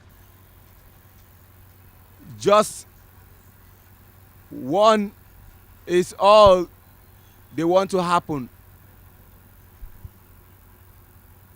Isaac Okpe. Better bowling there. They don't want any dot balls. 2 more balls to go in this over. And it's looking like the projected score for Fumi will not see the light of day. She's targeting 115. Except a miracle happens. They might not get up to that, but impossibility we say is nothing. And finally, Isaac gets his wicket after a long search. Kofi Vagabina.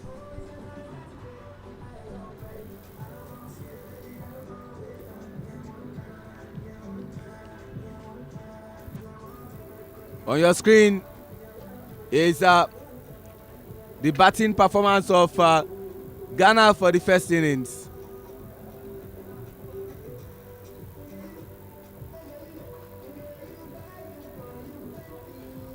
In comes Akil Syed Isra.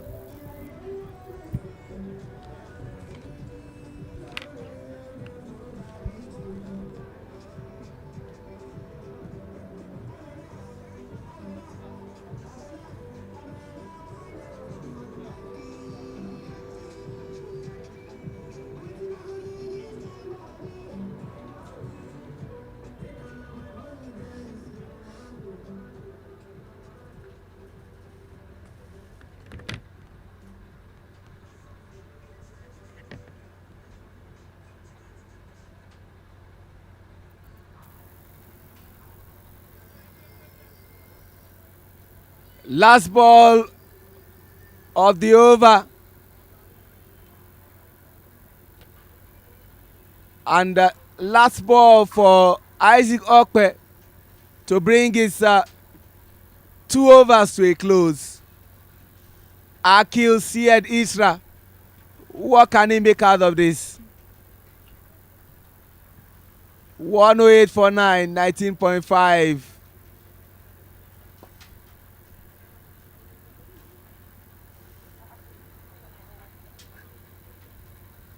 109 for 9 in 20 overs.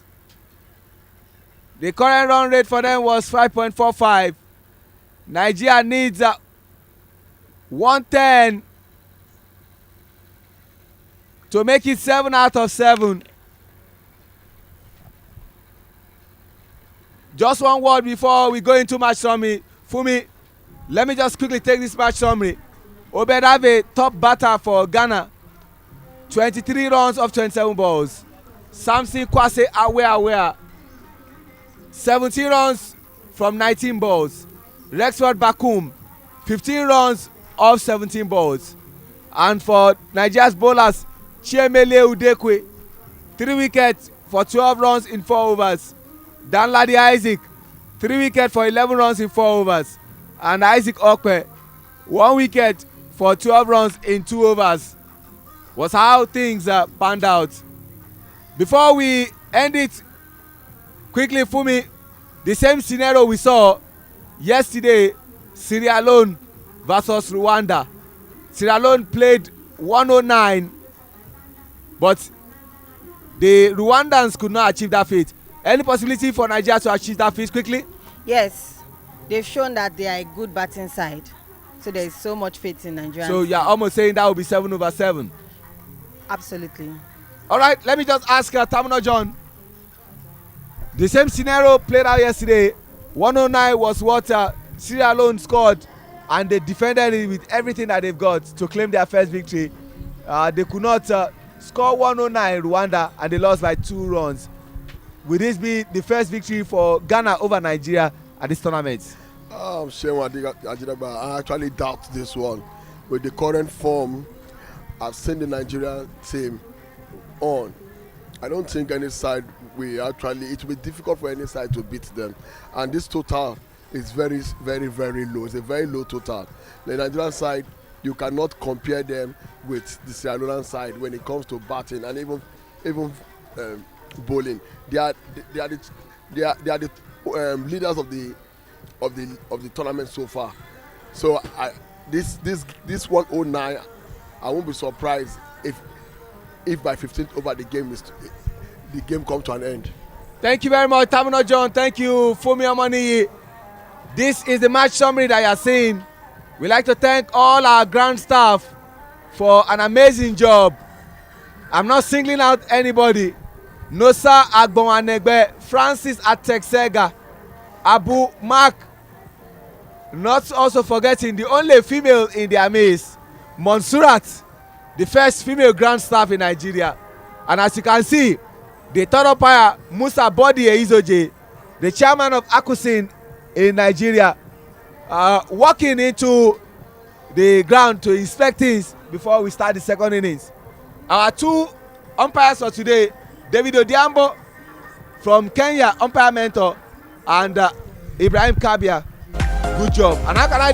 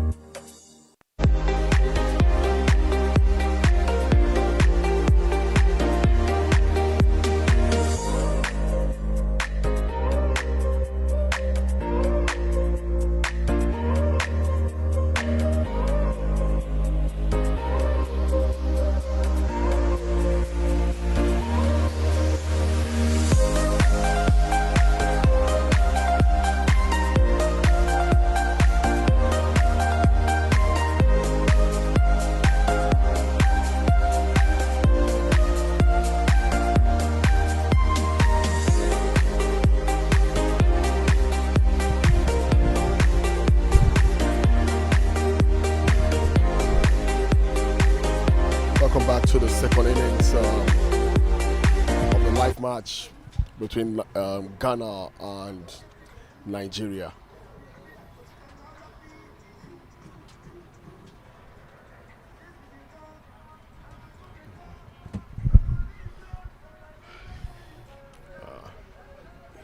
Ghanaian are looking up to defend their total of 109 runs. Nigeria is looking forward to score 110 runs to win this one.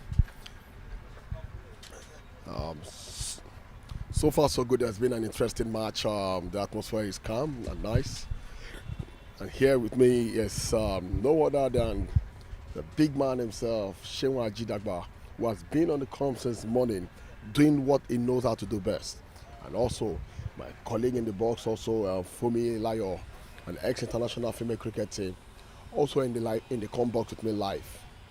Nigeria has taken up the responsibility to give us a wonderful second innings. Rosanwe, Sulaiman, and Ajegun Daniel. These young men have decided they've signed a contract of opening the batting together for Nigerian side, and it's Godfrey bowling from the Court of Appeal end for the Ghanaian side. His first ball to Rosanwe Sulaiman, a very good ball. On a good length ball to Ajekunda to Solomon Rosanwe for no runs there. I want to see how the Nigerian side approach this batting innings. Very good bowling from Godfrey, running in so nicely. Very good economical run up, good rhythm from his running. You will know that this young man knows what he's doing.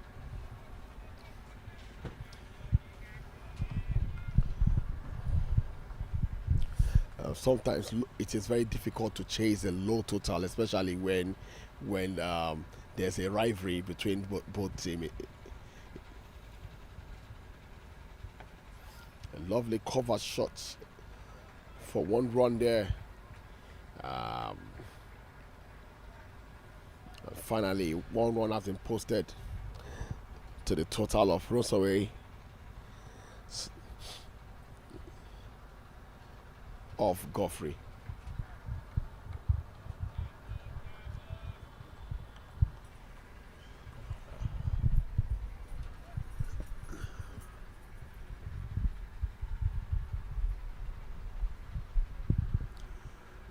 So far so good. The pitches have been playing well. All the 5 stripes of the on the ground have been used and been tested, and positively they've been carrying well. They are going for 2 runs off that ball, and they make it confidently. Well played shot, a glance shot by Daniel Ajoku towards the point and fine leg area for 2 runs. And this is one of the things I admire from the Nigerian side. The way the batters run between the wickets shows that they are in for business.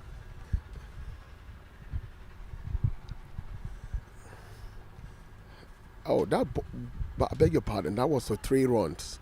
Oh, very well run, Daniel Ajoku and Sulaiman Rosanwe, who happened to be the leading scorer of the tournament so far. Rosanwe Sulaiman occupied the crease for 19.2 overs yesterday when they were playing against Ghana, against the Ghana side, and he has pushed that one to the square leg area for 1 run, and that is the first. That was the first over from the Ghana side, and 6 runs was conceded of that over. Nigeria will be needing 104 to win in 114 balls.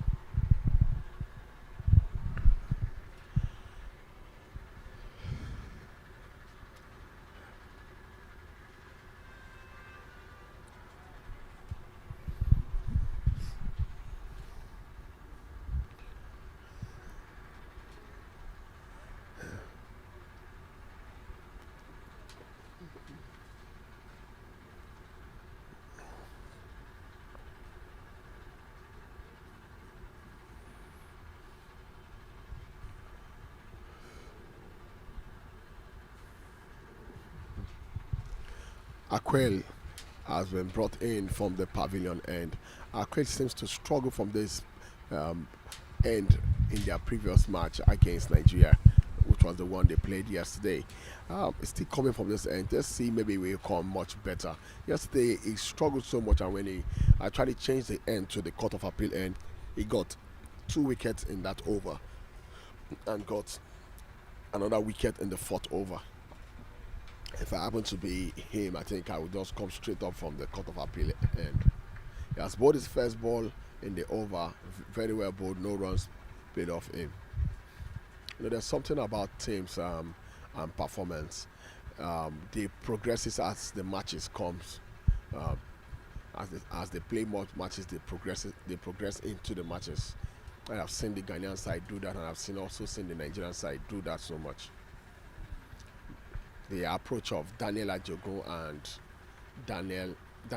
Rosario Sulaiman in yesterday's game against Ghana was very, very calm. There was no much runs. They actually did not make use of the batting power play, but they made sure that they did not lose any wicket on up to the 10th over. 2 dot balls by Aquel Siet. The short run up bowler with the slinging arm has a very good fast arm, and that way, if any batter is not aware of that, it could wrap you. Very lovely shot by Daniel Ajego down to the gully area for 1 run. I just love the way he used the pace of the ball and how he angled his bat, with the soft hand, not actually playing hard on the ball. And that's much of technique we see batsmen who are well capable, who know their onions, who know what they are doing. Sometimes when the field is blocked, you see batters using the pace of the ball to score, and that's the reason why in the short format of the game they bowl. That's one of the reasons why in short format of the game they bowl spin bowling.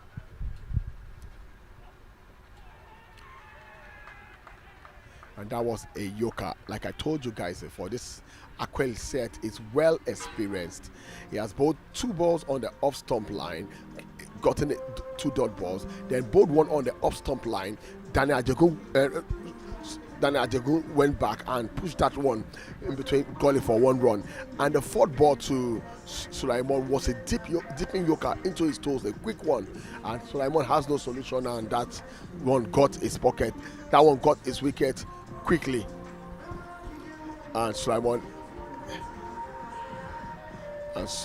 is walking down the pavilion, and the incoming batsman is no other than Ademola Onikoli, a well-experienced batsman. He has been the oldest batsman in the side. He has played a lot of cricket here and there. Still good to see Ademola Onikoli still batting for the Nigerian side and still very, very much involved. You always want to give it up to experience any day, any time. Sometimes when the experienced batters are struggling, does not mean you can write them off.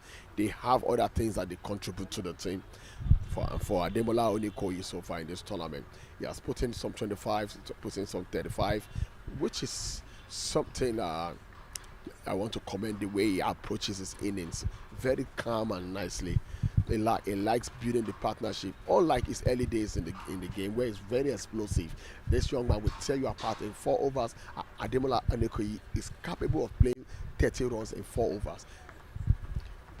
But his approach has changed over time, which means that experience is playing in. And sometimes you really don't go at the same pace like you always go. And that ball was bowled down the leg by Aquel, trying to bring that one back from the leg stump. Unfortunately, the wing didn't support it that much. That drift to the leg stump area for a wide ball. Slowly, Onikoli is beginning to build his innings, and when a new batter is in, he likes to take his start from the beginning. Onikoli has definitely started gaining confidence.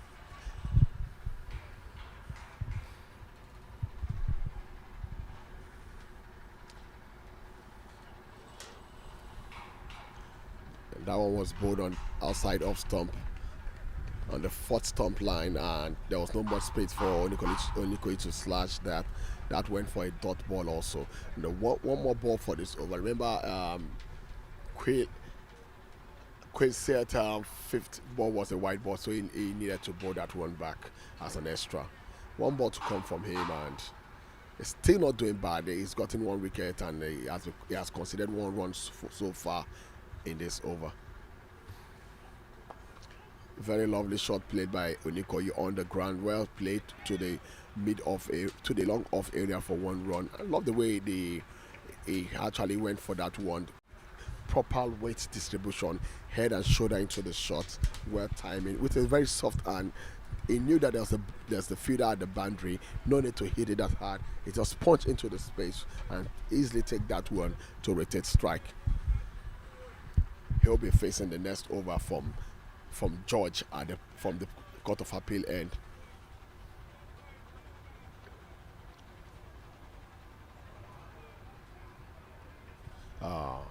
I'd like to say a very big thank you to our sponsor Dafabet, and also to every other management crew who has actually put their efforts together to make sure that we are having a wonderful tournament, and every other thing is going on smoothly. Godfrey coming in for his second overs. Okay, and that was a dead ball. That was the dead ball of that over here. He has bowled his first over in this innings. He considered 6 runs for the loss of no wicket. It's good to see Godfrey come back again, and this time around I know he will want to do something different from what he did in the first over, and that's what a good bowler will always do.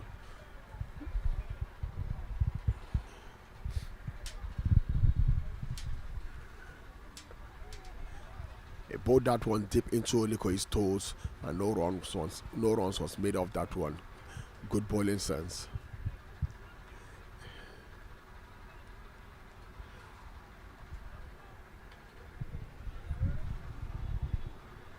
Good bowling sense from Godfrey by Amawe.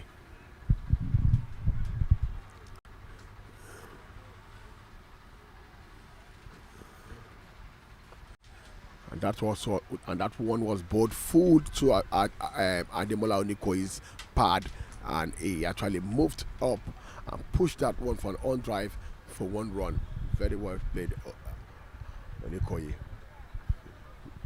plays with a lot of confidence and no pressure at all, and that's one of the things, all of the quality I like about Ademola Onikoyi.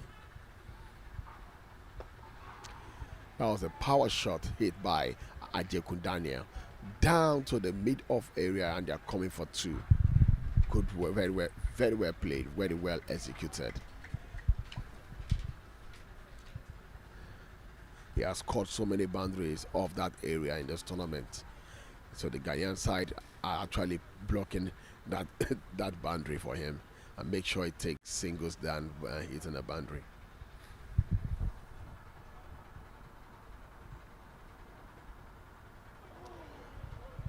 Very well bowled, Godfrey. That was on the fifth stump line, moving that one away from Daniel Ajekun, wanting him to use his feet or play from a distance so that he can have an edge of that ball. It's all part of what we want to see in a short format of the game. Bowlers thinking, batters thinking, like a war in between them.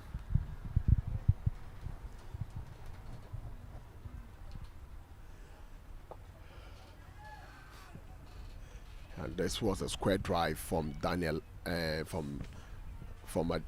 Ajekun to the point fielder, and there was no run recorded at that. One more ball to come. So far, 3 runs off Godfrey in this over.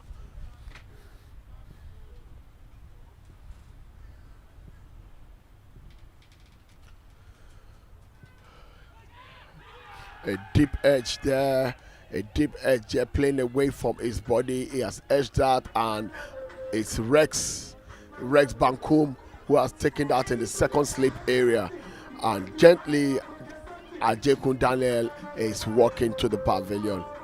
It's good to see the Ghanaian fight so strongly. You can see them jubilating, having a pet talk between themselves, having sort of hope that one of the things the wicket has brought to them is Nigeria 2 wickets down, 12 runs on board. It's Rex, but I can tell you, it is not over until it's over. Nigeria will be needing 98 runs to win. It's They are currently going at 4 runs per over. The required run rate per over is 5 runs. Nigeria we need 102 balls to make up 98 runs to win.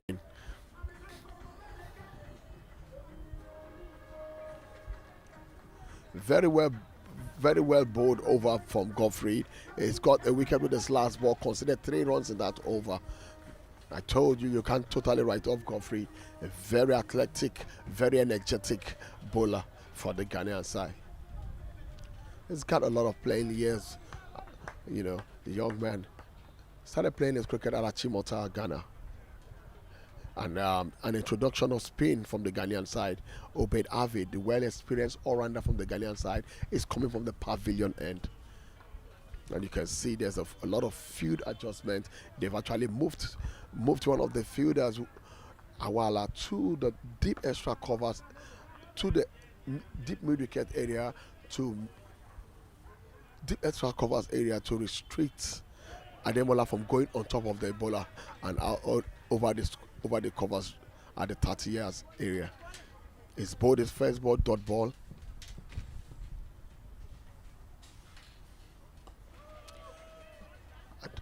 Ademola Oneko tried to force that one on the mid-on area, but Obed Abe ran to that one and stopped it. 2 dot balls so far being bowled. He delayed that one and bowled it on the off-stump area without putting much spin, and it stayed flat. Only he went for that one, it didn't carry, and an appeal from the Ghanaian fielders. No wicket was given. 3 dot balls from Obed Abe. Well bowled so far. Okay, very well played. Ademola Onikoyi. Obed has strayed away from what his normal plan is. Bowled that ball on the fixed stump, cutting away from Ademola Onikoyi. He went back and across into the shot, leaning into the shot, and played that one squarely to the point, over the point area, 30 yards for a safer 4 runs. Very well played, Ademola Onikoyi. Good shot.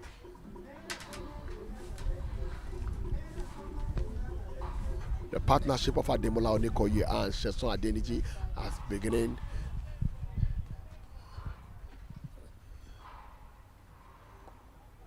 Oh, good shot. Very lovely shot. At the point of impact of the ball, on the ball, it tickled that one to the mid-off area for 1 run. Very good 1 run. Well played and also safely played by Ademola Onikoyi. Rotating the strike of the spinners, I think, is one thing we love to see. Sheson Adeniji on strike now.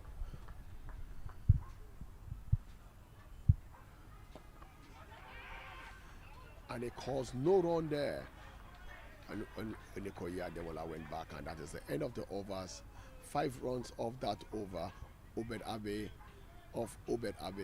the leg spinner and off spinner for Ghana.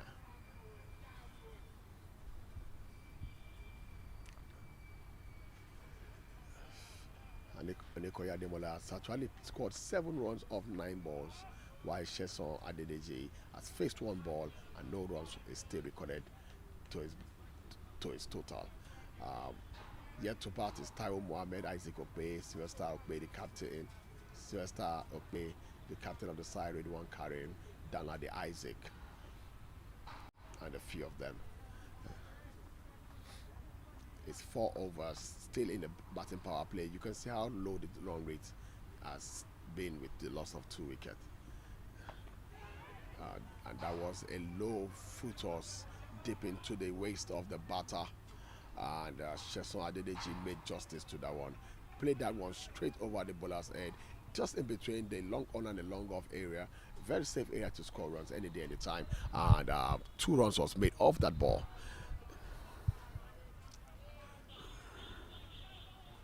Very well played there, Ademola Onikoyi.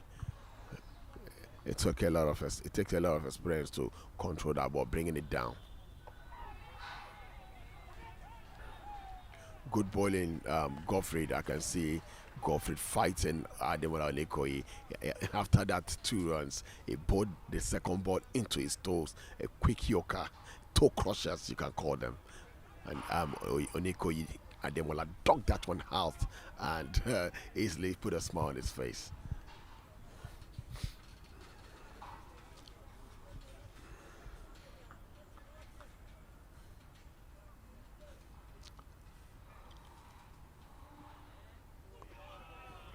Very well bowled. He has bowled that short of a good length on the off stump, cutting into the batsman middle and off stump line, beating Ademola without no doubt. Good bowling sense, and you can see him adjusting his field. You can see his hand. That tells you that that bowler knows what he's doing without shouting. See him moving his field, trying to set up the batsman.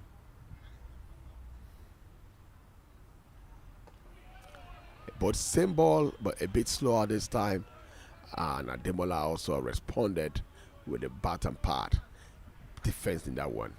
Every good batter in the world must score runs around that defense. If you don't have a good defense, you might not last batting. Very well played. 4 balls now bowled by Godfrey, and he has considered 2 runs so far. Ademola facing. Oh, and the full toss was bowled, and that was in the air. Is it going to be safe? Oh, and it was dropped. I'm not going for the second one. I think that shot was not well executed, but it is also not a no ball because it is dipping into the man's knee area, and Ademola plays that one very casually for 2 runs. I was expecting that ball will be played to the court of appeal itself. 1 ball to come.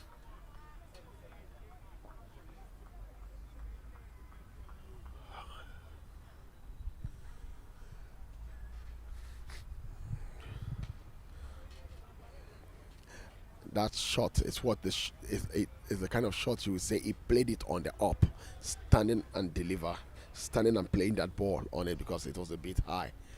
It was a low foot toss, so he stand over the shot and actually played the ball with the face of the bat to the long on area for 1 run. That's the end of the over as Godfrey run back to fine leg to relax. Nigeria is now 22 runs for the loss of 2 wickets in 5 overs. 1 more over and the power play will be over.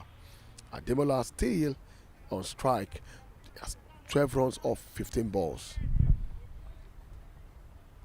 The current run rate of 4 runs per over required still remains 6. It still remains 5 runs per over. Nigeria will be needing 88 runs off 90 balls.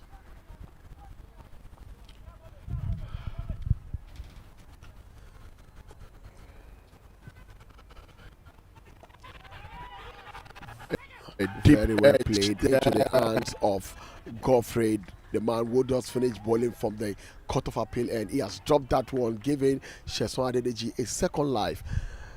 I was told in my days of playing that catches win matches, and it's true. Catches win matches. It also put pressure on your opposition. So if you don't take those catches coming your way, you are giving the batter an extra life to do what he knows how to do well.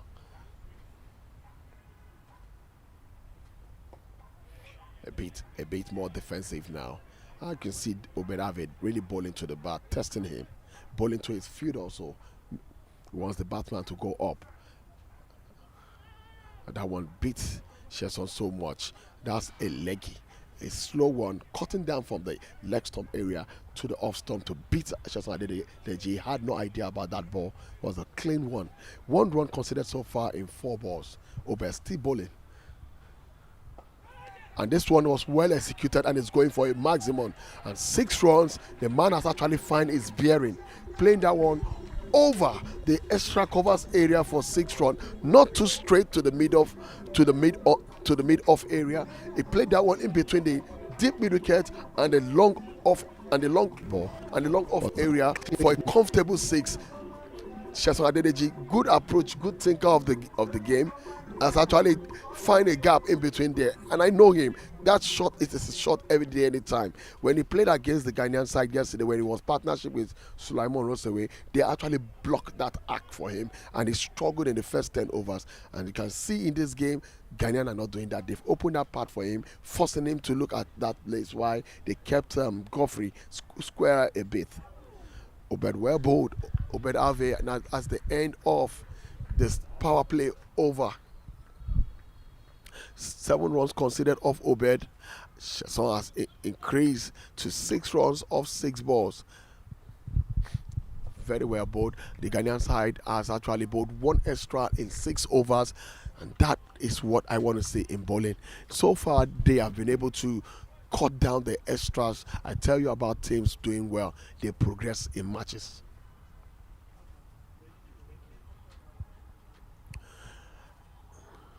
The difference between the Ghanaian power play when they were playing and the Nigerian power play is that there was more runs scored at the Ghanaian power play. They were about 47 for 6. Nigeria is 47 for 6 for the loss of no wicket. Nigeria is 29 for the loss of 2 wickets at the end of 6 overs.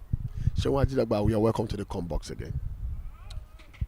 Thank you very much, Tamino John. We're back for the second innings of match 13, day 7 of the West Africa Trophy. Proudly sponsored by Dafabet. Nigeria are chasing 110. They've lost 2 wickets. The opening batters are gone. Sulaiman Rushewe and Daniel Agekum. And in comes the next 2. Ademola Onikoyi and Sheson Adedeji, who are trying to build partnership. Both have faced 24 balls and have scored 19 runs in between them.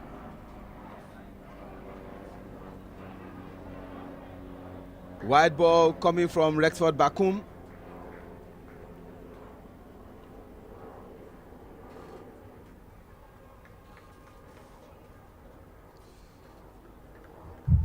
$30 for 2.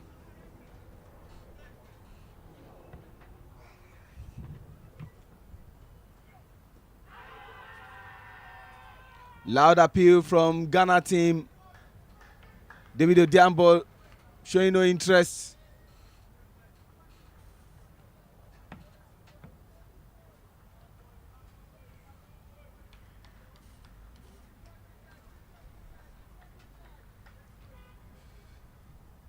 Is into his first over. Rexford Bakum from the Court of Appeal end, making things a bit difficult for Onikoyi and going there to say something.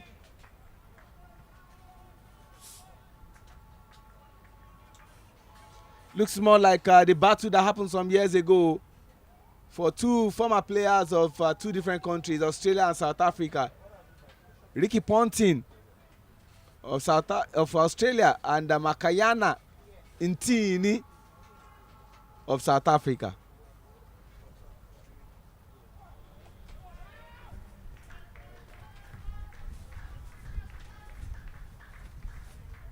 Who wins that battle?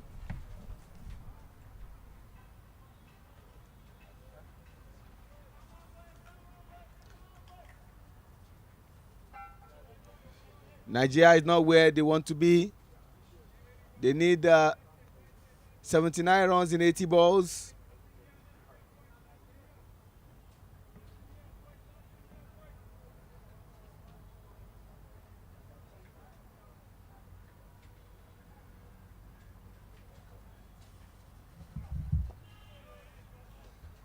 Good stop from Rexford Bakum.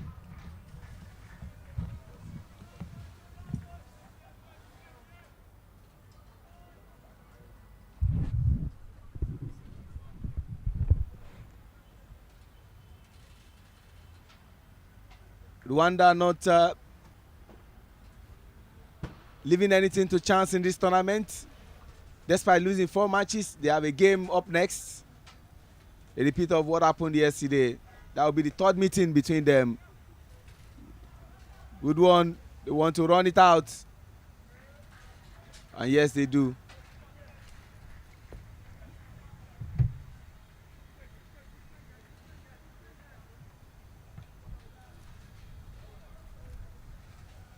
Seven overs gone, 33 runs for loss of 2 wickets. Fumi, after 7 overs, the Ghanaians are not giving freebies like Nigeria gave in the first inning, they are making them work for every run. After the quick fall of the 2 wickets in the power play, it's good to see that the Nigerian batters are stable now and are building a good partnership. The extra runs might not come, but the Nigerian batters are taking the runs with their foot and their bats.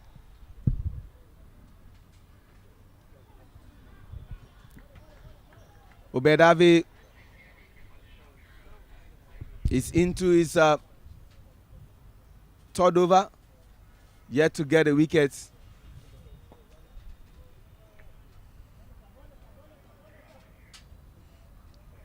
Players of the same club, Obedave and Ademola Onikoyi.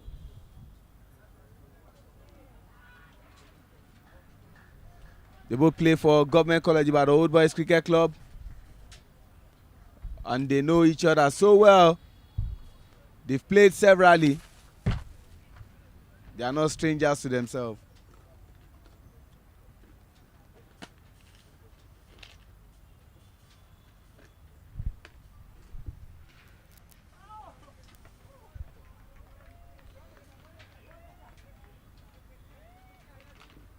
Fumi Onikoyi is looking a bit frustrated in the batting crease. 4 balls, no run. And usually when things like this happen, batters are made to play shots they are not supposed to play. He's on the verge of getting a maiden. One more, he gets a maiden over. Eventually achieve that maiden over. This is what they want. Current run rate is 4.21. Required run rate is 6.33.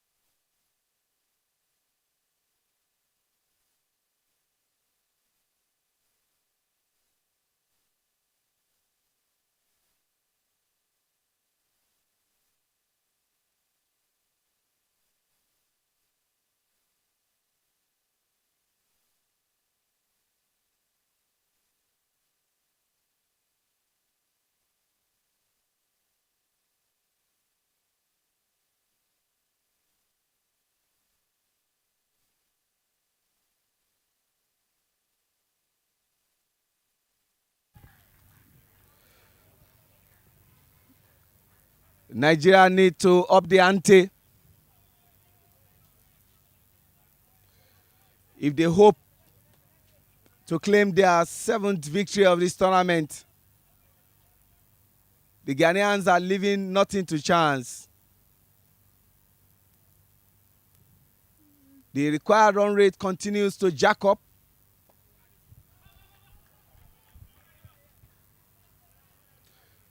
You don't want to go for a second with Godfred Bakiwayem fielding.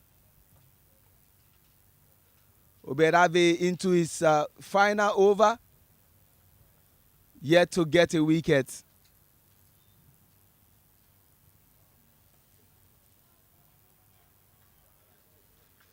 There need to be more urgency on the part of Nigeria.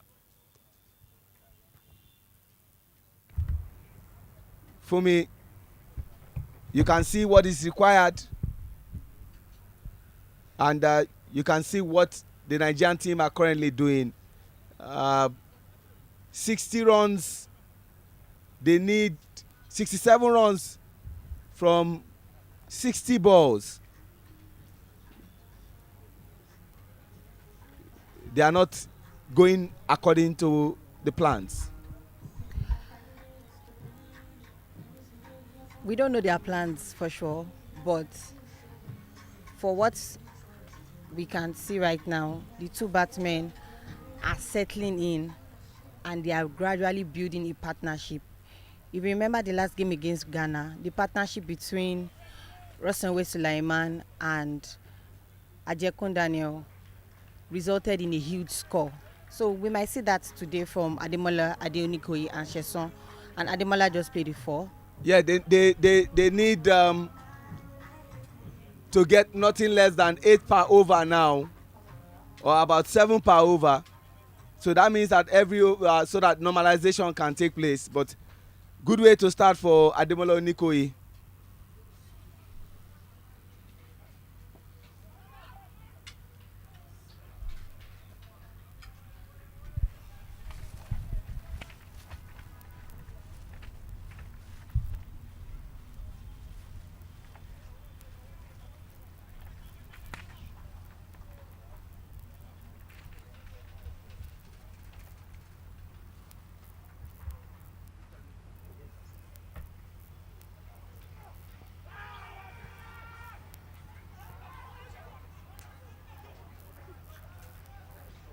Rather than make those runs, they were watching the umpire's decision, but eventually they took that single run.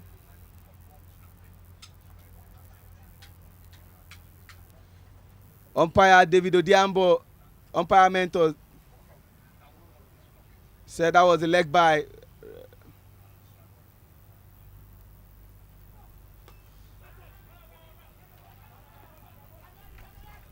They are running with their legs.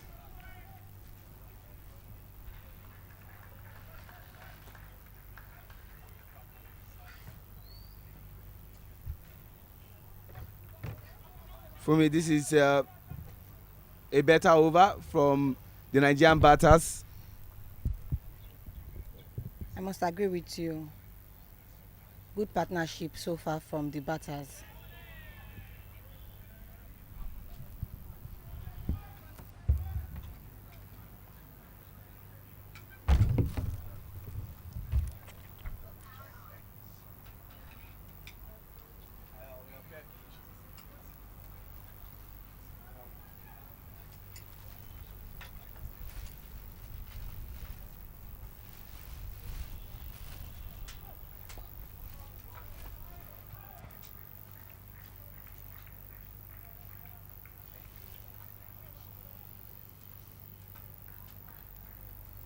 $50 for 2. 51 for 2 after 11 overs. Much better over.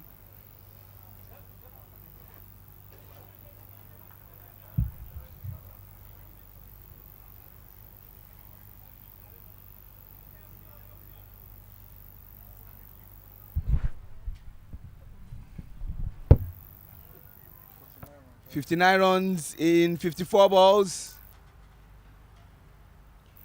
This is another important over for the Nigerian batters.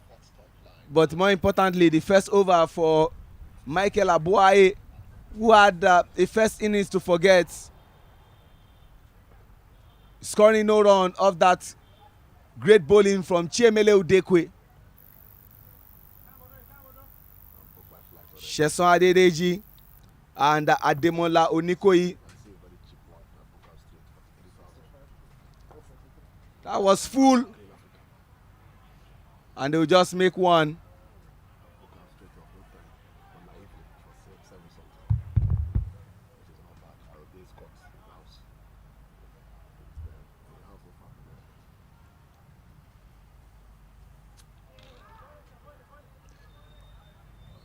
Onikoyi tried to go for it.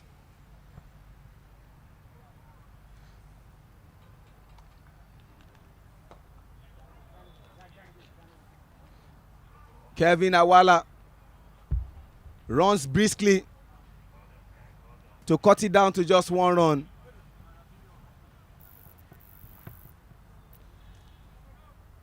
Two runs from 3 balls.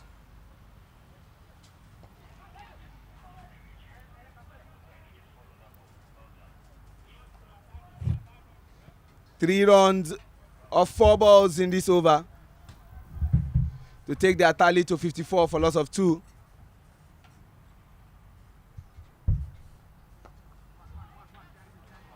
Would they go for 2? Yes, they can make comfortable 2 runs. Ademola Onikoyi on 26. The communication is really strong between the two batters.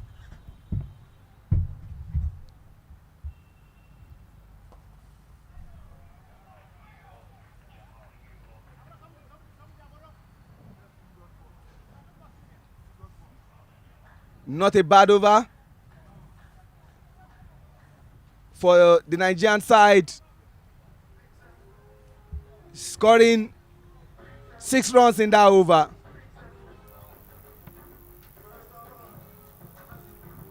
Nigeria are on 57 for 2 after 12 overs. Sheson Adedeji, 17 runs he scored off 19 balls. Ademola Onikoyi has faced more balls, 39, and has scored 27 runs. If you look at it critically,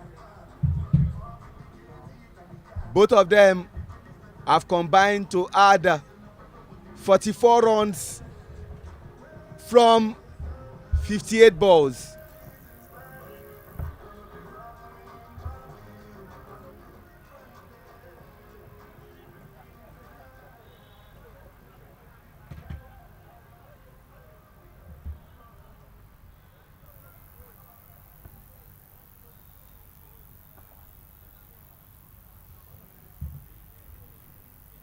Captain wants to take responsibility.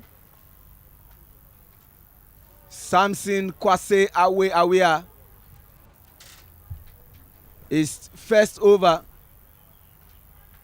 as we head into the 13th over.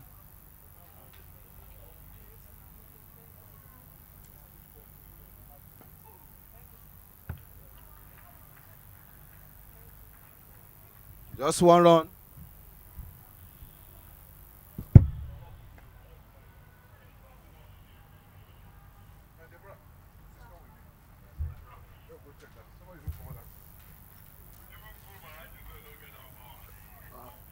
We are arranging his field. Can they go for 2? No, just 1. Lovely pickup from Godfred Bakiwayem, who opened bowling from the Court of Appeal end. But today was not just his day when he was batting.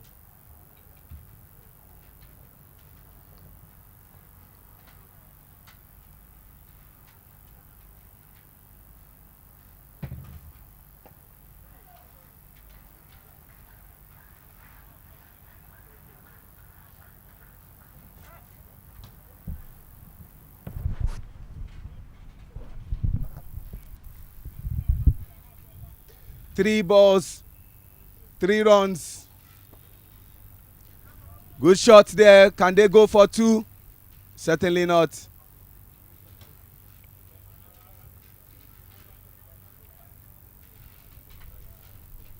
Two more balls for us to come to the end of the 13th over. And for me, like I said, I am liking this Ghanaian performance to what we saw from. That was a missed opportunity from Onikoyi to send that ball for either 4 or 6. But like I was saying, for me, I was saying that, hey, they are fielding very, very well, ensuring that Nigeria don't have the joy that they want.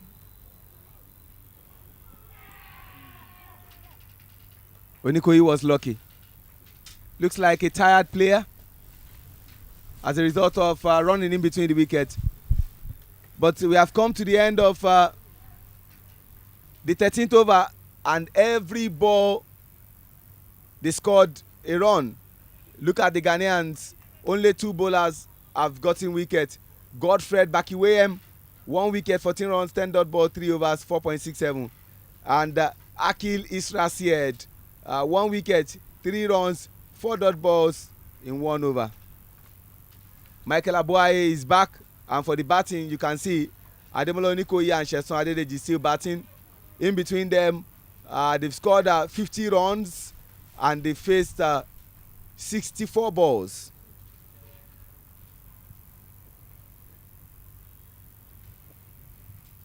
Michael Abuaye is back to the pavilion end.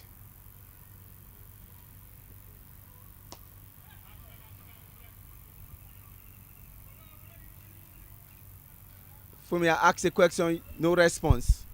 The fielding of the Ghanaians have been very, very tidy.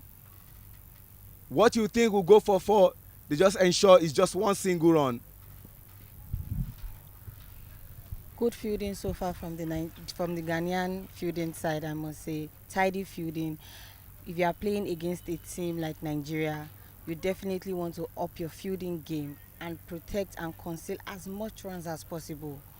And I must also give it up to the bowlers. They've been bowling line and length consistently over and over again. Good catch. Finally, Sheson Adedeji has lost his wicket.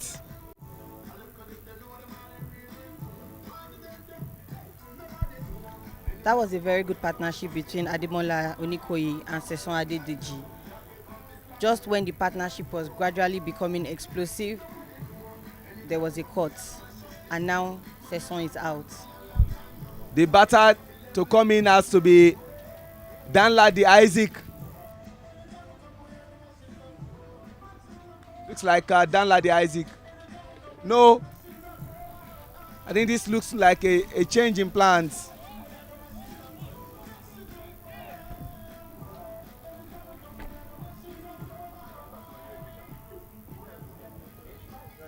Fall off that wicket. Teams, the Ghanaian team coming together to have a timeout, quick word that will give them charge. Ademola Onikoyi, 31 runs off 43 delivery, still at the center there. Prosper Hosseini, left arm batter, left arm fast bowler, Nigerian side, and also a member of the under 19 cricket team. Nigeria still active, still have dual playingship. Michael Agboaye, third ball got a wicket, and it was feeding at the long off area. Well taken, went under that ball and seized the opportunity.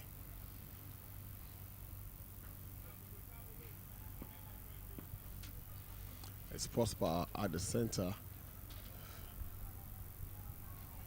and is the one facing his first ball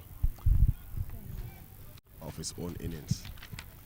I think the better thing to do is to wrap him quickly. Yeah, this young man too is very explosive. He has the gunpowder in his hand, firing armor. So don't give him the ball outside and close to his. Don't give him the ball outside the storm. It will definitely go at it. A good start by Prosper. One run there down to the mid off area for one run.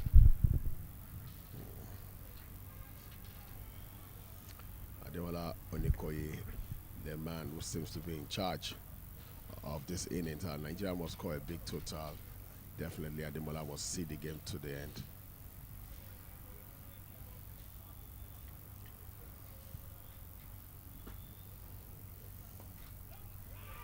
Calmly, well played by Ademola Onikoye. He sliced that one at the backward of point, and unfortunately, the man who celebrated his birthday a few days back, James Fofa, was there to stop that. Ademola Onikoye has actually pushed that one well flicked down the mid wicket area, not covering the face of the bat too much, angling the bat down there, and he's got it easy too. I mean, this is what strike rate is all about. When you actually want to attack, it you must not just go over the boundary all the time. You know, pushing around and making sure there's no dot ball makes it different. And Ademola Onikoye in and Prosper still in. And so far, the end of 14 over, the Ghanaian side have both 4 extras so far, and the total runs right now is 868 for the loss of 3 wickets. 6 overs to come. I must give it to the Ghanaian side, who has been a bit tidy in this innings. I love the fact that they have upped their standard of playing against the Nigerian side. This is lovely. The current run rate is 4 runs, and if Nigeria must win, they must up it up to 7 runs per over. They must really up it up to 7 runs per over. The required run rate right now is 42 off 36 balls. Very, very much positive. Very, very much possible to achieve. One run there by Prosper, played it down to the covers area for 1 run. Unfortunately, the big covers who was sweeping stopped that one. The captain, Samson Aware, is bowling from the court of appeal, and his first delivery to Prosper was that 1 run. 5 more deliveries to come from him.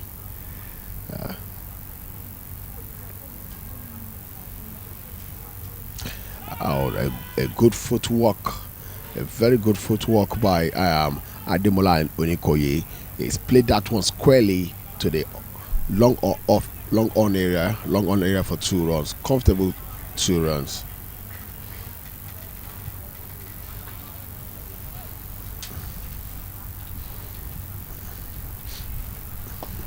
Oh, very well played. Leaning on that one, playing it between point and covers for 1 run. Lovely shot by Ademola Onikoye.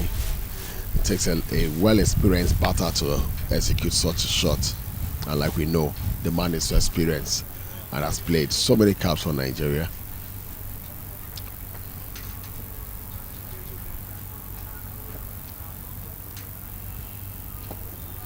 Very well played. Prosper said it. Would that be 2 very good calls by Prosper, calling wait. Very loud, clear call, even from the boundary. I can hear that. Ademola Onikoye, Alamata Secondary Schools, Methodist Boys High School, Lagos. Oh, well struck by Ademola Onikoye. More so to that one. Will they get it too? I wonder why the backup has not been too proper. I was told the first one has to be run fast. Prosper should be the one going back to him to secure the danger area. I mean, it's the last 4 overs. This is where we look forward to take advantage of every misfielding, every loose ball, and it is not happening so far. And that one will clear the fence, and it looks like a 6, and it is given a 6. Well played by Prosper. I told you, you don't give him weight. The young man has a good firearm. He looked forward to hit 6 balls to the boundary 6 times. So the thing you need to do when you're bowling is to deny him. When you bowl 4 dot balls, Prosper will be forced to do something different. So long that you give him weight, it will swing his bat any day, anytime. And that will take us to the end of that over. It's 80 runs for the loss of 3 wickets. 15 overs gone. The current run rate has moved to 5 runs per over. Required run rate is 6 runs per over. Ajidagba, over to you. Thank you very much, Tamuno John. They needed a Prosper Hussaini who would not take the balls to come and do the damage and get them ticking. 30 runs from 30 balls or 29 balls. The run rate continues to jack up. They need these runs now. 15.1 overs. Brilliant fielding from Michael Abuaye. Onikoyi gets up, but it's Godfred Bakiwayem.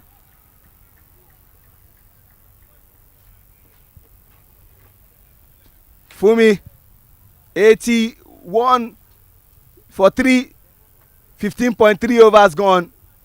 Ademolo Onikoyi 38 in 51. Prosper Hussaini is on 200% strike rate. Oh, brilliant catch. Rexford Bakum got the wicket of Prosper Hussaini.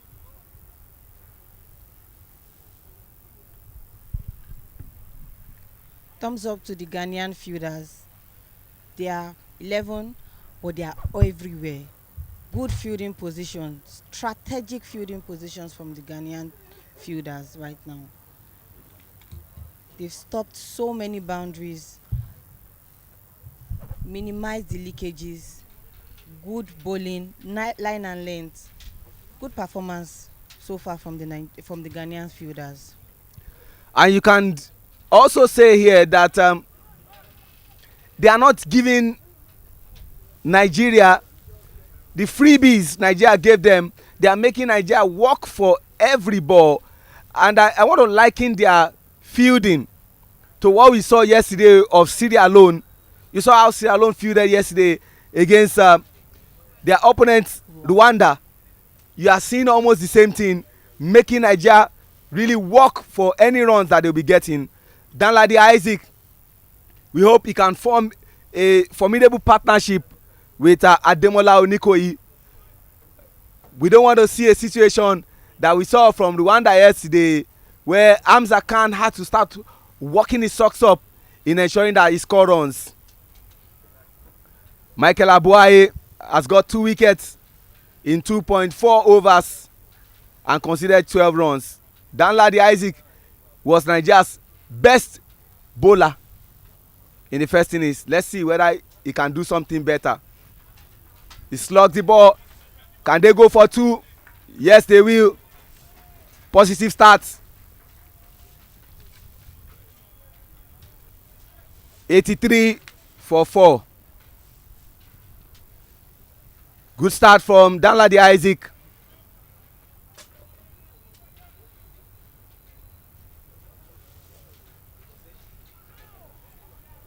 Good slice there. Missed the opportunity. The wicketkeeper Theodore. 84 for 4 after 16 overs. Fumi. Good cricket all round. Good rotation of the strike from the batters. Good fielding. Good bowling. Hold on, pause. Let me just quickly do this. On your screen is Ghana and Nigeria. Ghana in yellow, Nigeria. In the first over, Nigeria had 6 runs, Ghana had 4. In the second over, Ghana had 9 runs, Nigeria had 3, and they lost a wicket. In the third over, they had almost the same thing, 3 runs, and they both lost wicket. In the fourth over, Ghana had 8 runs, Nigeria had 5. In the fifth over, they both had 5 runs. In the sixth over, Ghana had 10, Nigeria had 7. In the seventh over, hey, unfortunately, I was unable to tell you, but you can see from your screen as we are about to get the game going.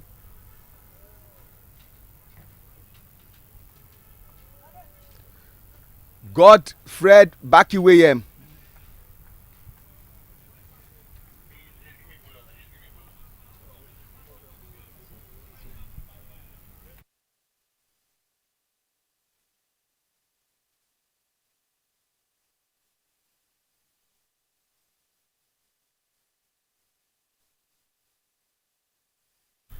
That's Godfred Bakiwayem, the one they call Ashake here in Nigeria, coming from the Court of Appeal end.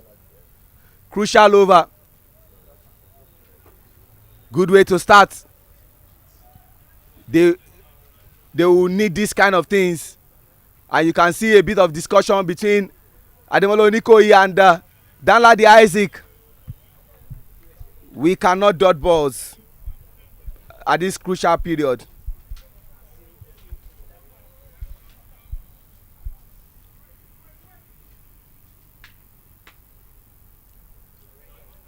Another dot balls to the delight of Ghana, but certainly not going down well with Nigeria. Their required run rate continues to increase, 7.09. They are making it the more difficult for themselves. As it stands, they need a big over if there is any hope of making it 7 out of 7. But Godfred Bakiwayem is really thinking about it, skies it up, and good catch.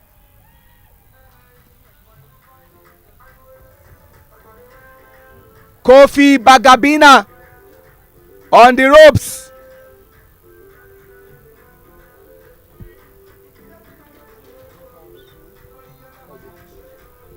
Fumi. Good bowling so far from Godfred.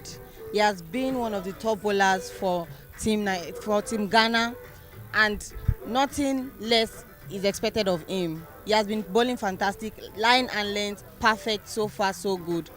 Good one from Godfred. In his 3 balls, no run and a wicket. Fantastic for him. 2 players of the same club. One was a former captain of Nigeria. One is the current captain of Government College Ibadan Old Boys Cricket Club. You can see they need 26 runs from 21 balls. He is a big hitter. He is a game changer. And he's someone that can take a game from adversity to victory. The elder brother of the captain of the national team, Isaac Okpe, watching his field and seeing how he can contribute his own quota. Great way to start. And good stop from Michael Abuaye. For me, in 2018, Nigeria suffered a 4-0 thumping in the hands of Ghana. In the last 3 competitions now, I mean the Division B qualifier that happened in Rwanda and this current one, Nigeria are 3-0. I'm sure the Ghanaians don't want Nigeria to make it 3/3 in this competition, and you can see how they are fighting with everything that they've got. Nigeria Ghana any day anytime is a big rivalry. Thumbs up to the Ghanaian team. Good one, good fight back, good fighting spirit, good cricket from the Ghanaian team. Oh, flicked it. Can they make 2? Yes, they do. Sloppiness a bit from James Vifa. And you can see from the captain of the side, he's not happy about that move. He expects him to be brisk and quick. 17 overs gone, 88 runs for loss of 5 wickets. The target for Nigeria is 110. The dot balls, Ghana 54, Nigeria 48. The singles, Ghana 45, Nigeria 36. The twos, Ghana 18, Nigeria 13. The threes, Nigeria have 1, Ghana have nothing. The fours, Ghana scored 5, Nigeria currently have 2. The 6, Nigeria has got 2, Ghana did not score any. And for the extras, Ghana gave 17, Nigeria gave only 4. 88 for 5. Dramatic game, frenetic game. 22 runs in 18 balls. Very possible. Maximum. Onikoyi is on fire. What an over 6 to get things started. He has scored 45 runs from 53 balls, 2 fours, and 1 6. Strike rate of 84.91.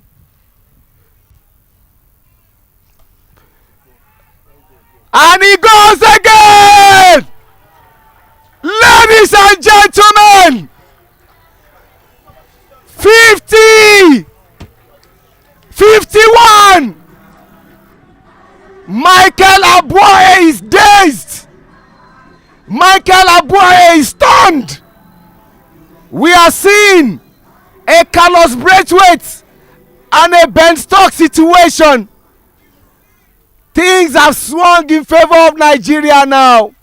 With our back-to-back sixes, can he have an hat-trick of 6 to become the first player at this tournament to achieve such? But no, he said, I will just go for a single. Sensible batting. Best performance for Ademola Onikoyi at this tournament. And this is a game changer over. Like we say, in the words of Ashake, Mr. Money Ginger, Ogogoro is not vodka.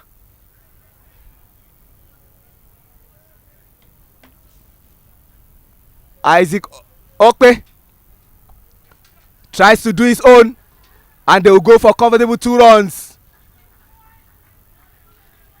Fumi, 9 runs. this 15 balls is left. the over that swung things in favor of Nigeria. This over was quite expensive.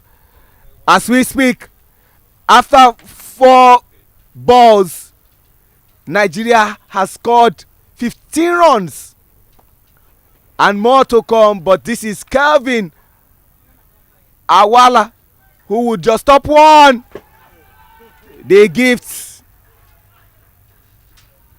You could see the body language of Michael Abuaye, a body language of a player who is disinterested, but just needs to do his job as a bowler. This is an expensive over for him.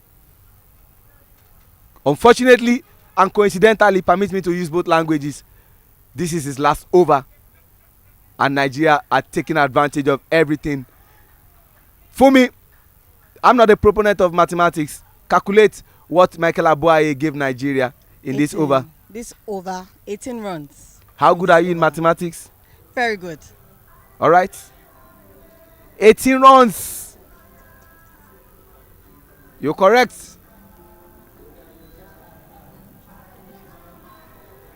See, Godfred Bakiwayem 2 wickets. Michael Abuaye 2 wickets.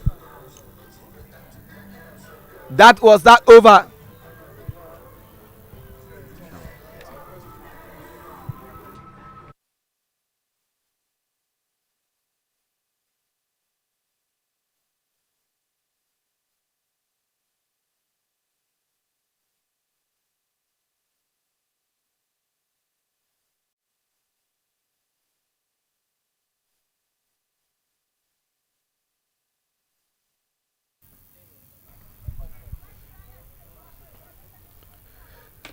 Five runs from 13.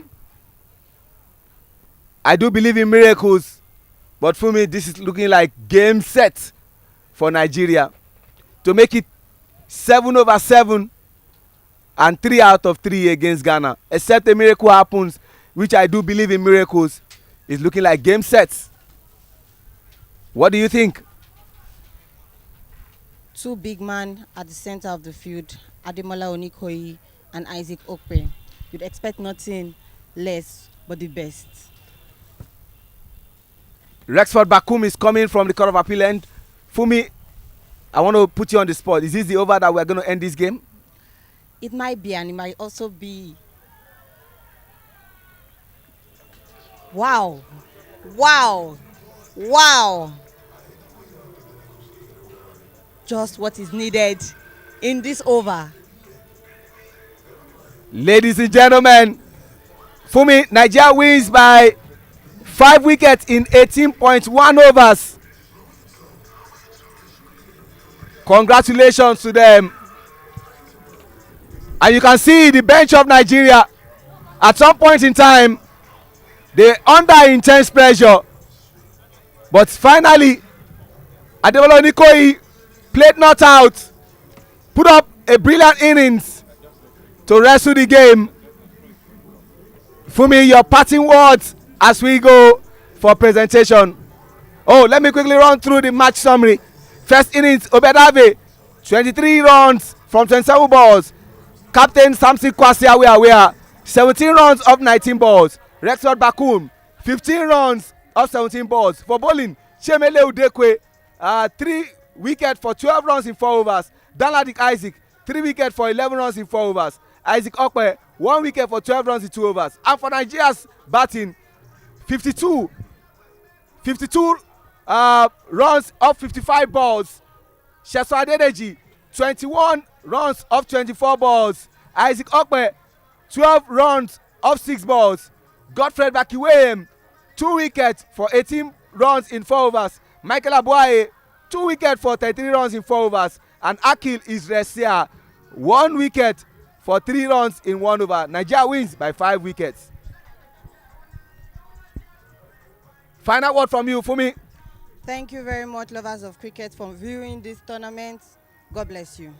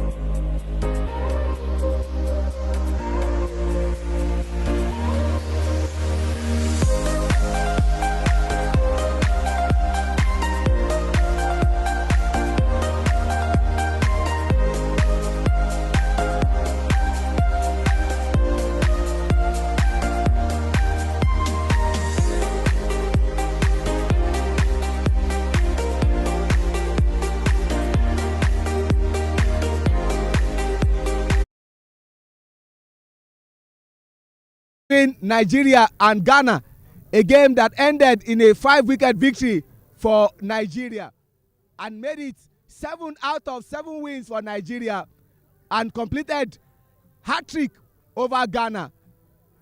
At this juncture, I'll be inviting the vice captain of Ghana, Obed Harvey, to fill his pulse about what happened in today's game. Obed, headlines for what happened in today's game. Where was the game lost? Yeah, honestly speaking, it's been a collective effort. Unfortunately, we came short at the long run, but then I feel we were a bit short with the bat. We were about 20 runs short. Imagine we had that extra 20 runs, we would have gotten that game done. Well, Obed, for me, the game changer was that 17th over where 18 runs was conceded off the bowling of Michael Abuaye. 2 sixes back-to-back from Ademola Nikoyi took the game from the jaws of the defeat to victory for Nigeria. Yeah, honestly speaking, we trusted him. It's a team sport. We cannot play down on him at this point in time. We cannot go back there and say, okay, it was because of your over, that's why we lost. Imagine the ball that made him over. What would you say? It's part of the game. So he lost, but unfortunately, he didn't hit the right areas. Kudos to the, Onikoye. He batted well like a legend. We know him. He played like a senior. So, yeah, thumbs up. That's it. Finally, Obed, there was a time Nigeria lost 4-0 to Ghana. That was back in 2018. You were part of that squad where they beat Nigeria in ICC and also defeated Nigeria in ACA. But now they are 3-0 against Nigeria. How does this make you feel? Well, it's not the end of the world. Some time ago, we were dominating. And this time around, it's their opportunity to get it done. Yeah, kudos to them. Let them keep going. We'll keep coming. Yeah. What next for Ghana? We have a game tomorrow and then the next game. So those are the games that we need to focus on game by game, and hopefully we will come up strong and play in the finals. Thank you very much. Thank you also. You just heard from the vice captain, Obed Harvey. Vastly experienced. We'll keep fighting. Now let me call on the victorious captain of Nigeria, Sylvester Okpe. 7 out of 7 they have at this competition. Sylvester, congratulations. Thank you very much. At some point in time, did you have your heart in your mouth that the Ghanaians were on top? I wasn't worried, to be honest. I just knew if you just stick to the basic, just stay at the crease for long, something good will happen. But the Ghanaian guys, I must say, they did really well. They held us back a bit, but at the end, we were able to come through. 7 out of 7, 3/3 against Ghana. How does this make you feel? I'm sure you heard the story about how Ghana decimated Nigeria in 2018, beating Nigeria 4-0, still on this same ground. How does it feel that you have gotten 3 out of 3 against Ghana? Yeah, just for you to know, I was part of that team. That was my debut tournament. So it's good to see that we are coming back strong as a team. So with that, I'm happy with the team. I just know going forward, we just need to keep sticking with our basics and make sure everything goes on well for us. Thank you very much. You just heard from the captain of Nigeria, Sylvester Okpe. He said that was his debut tournament.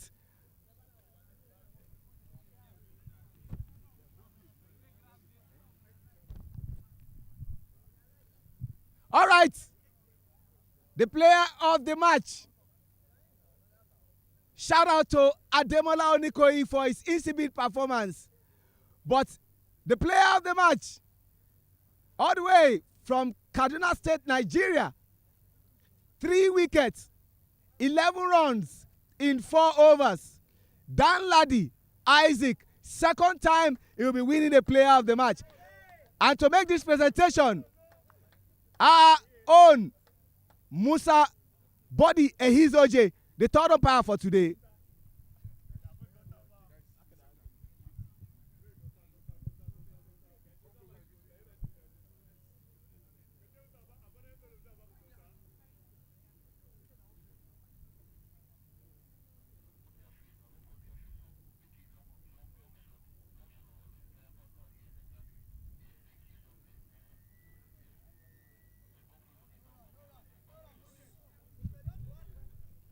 Danladi, time is fast spent.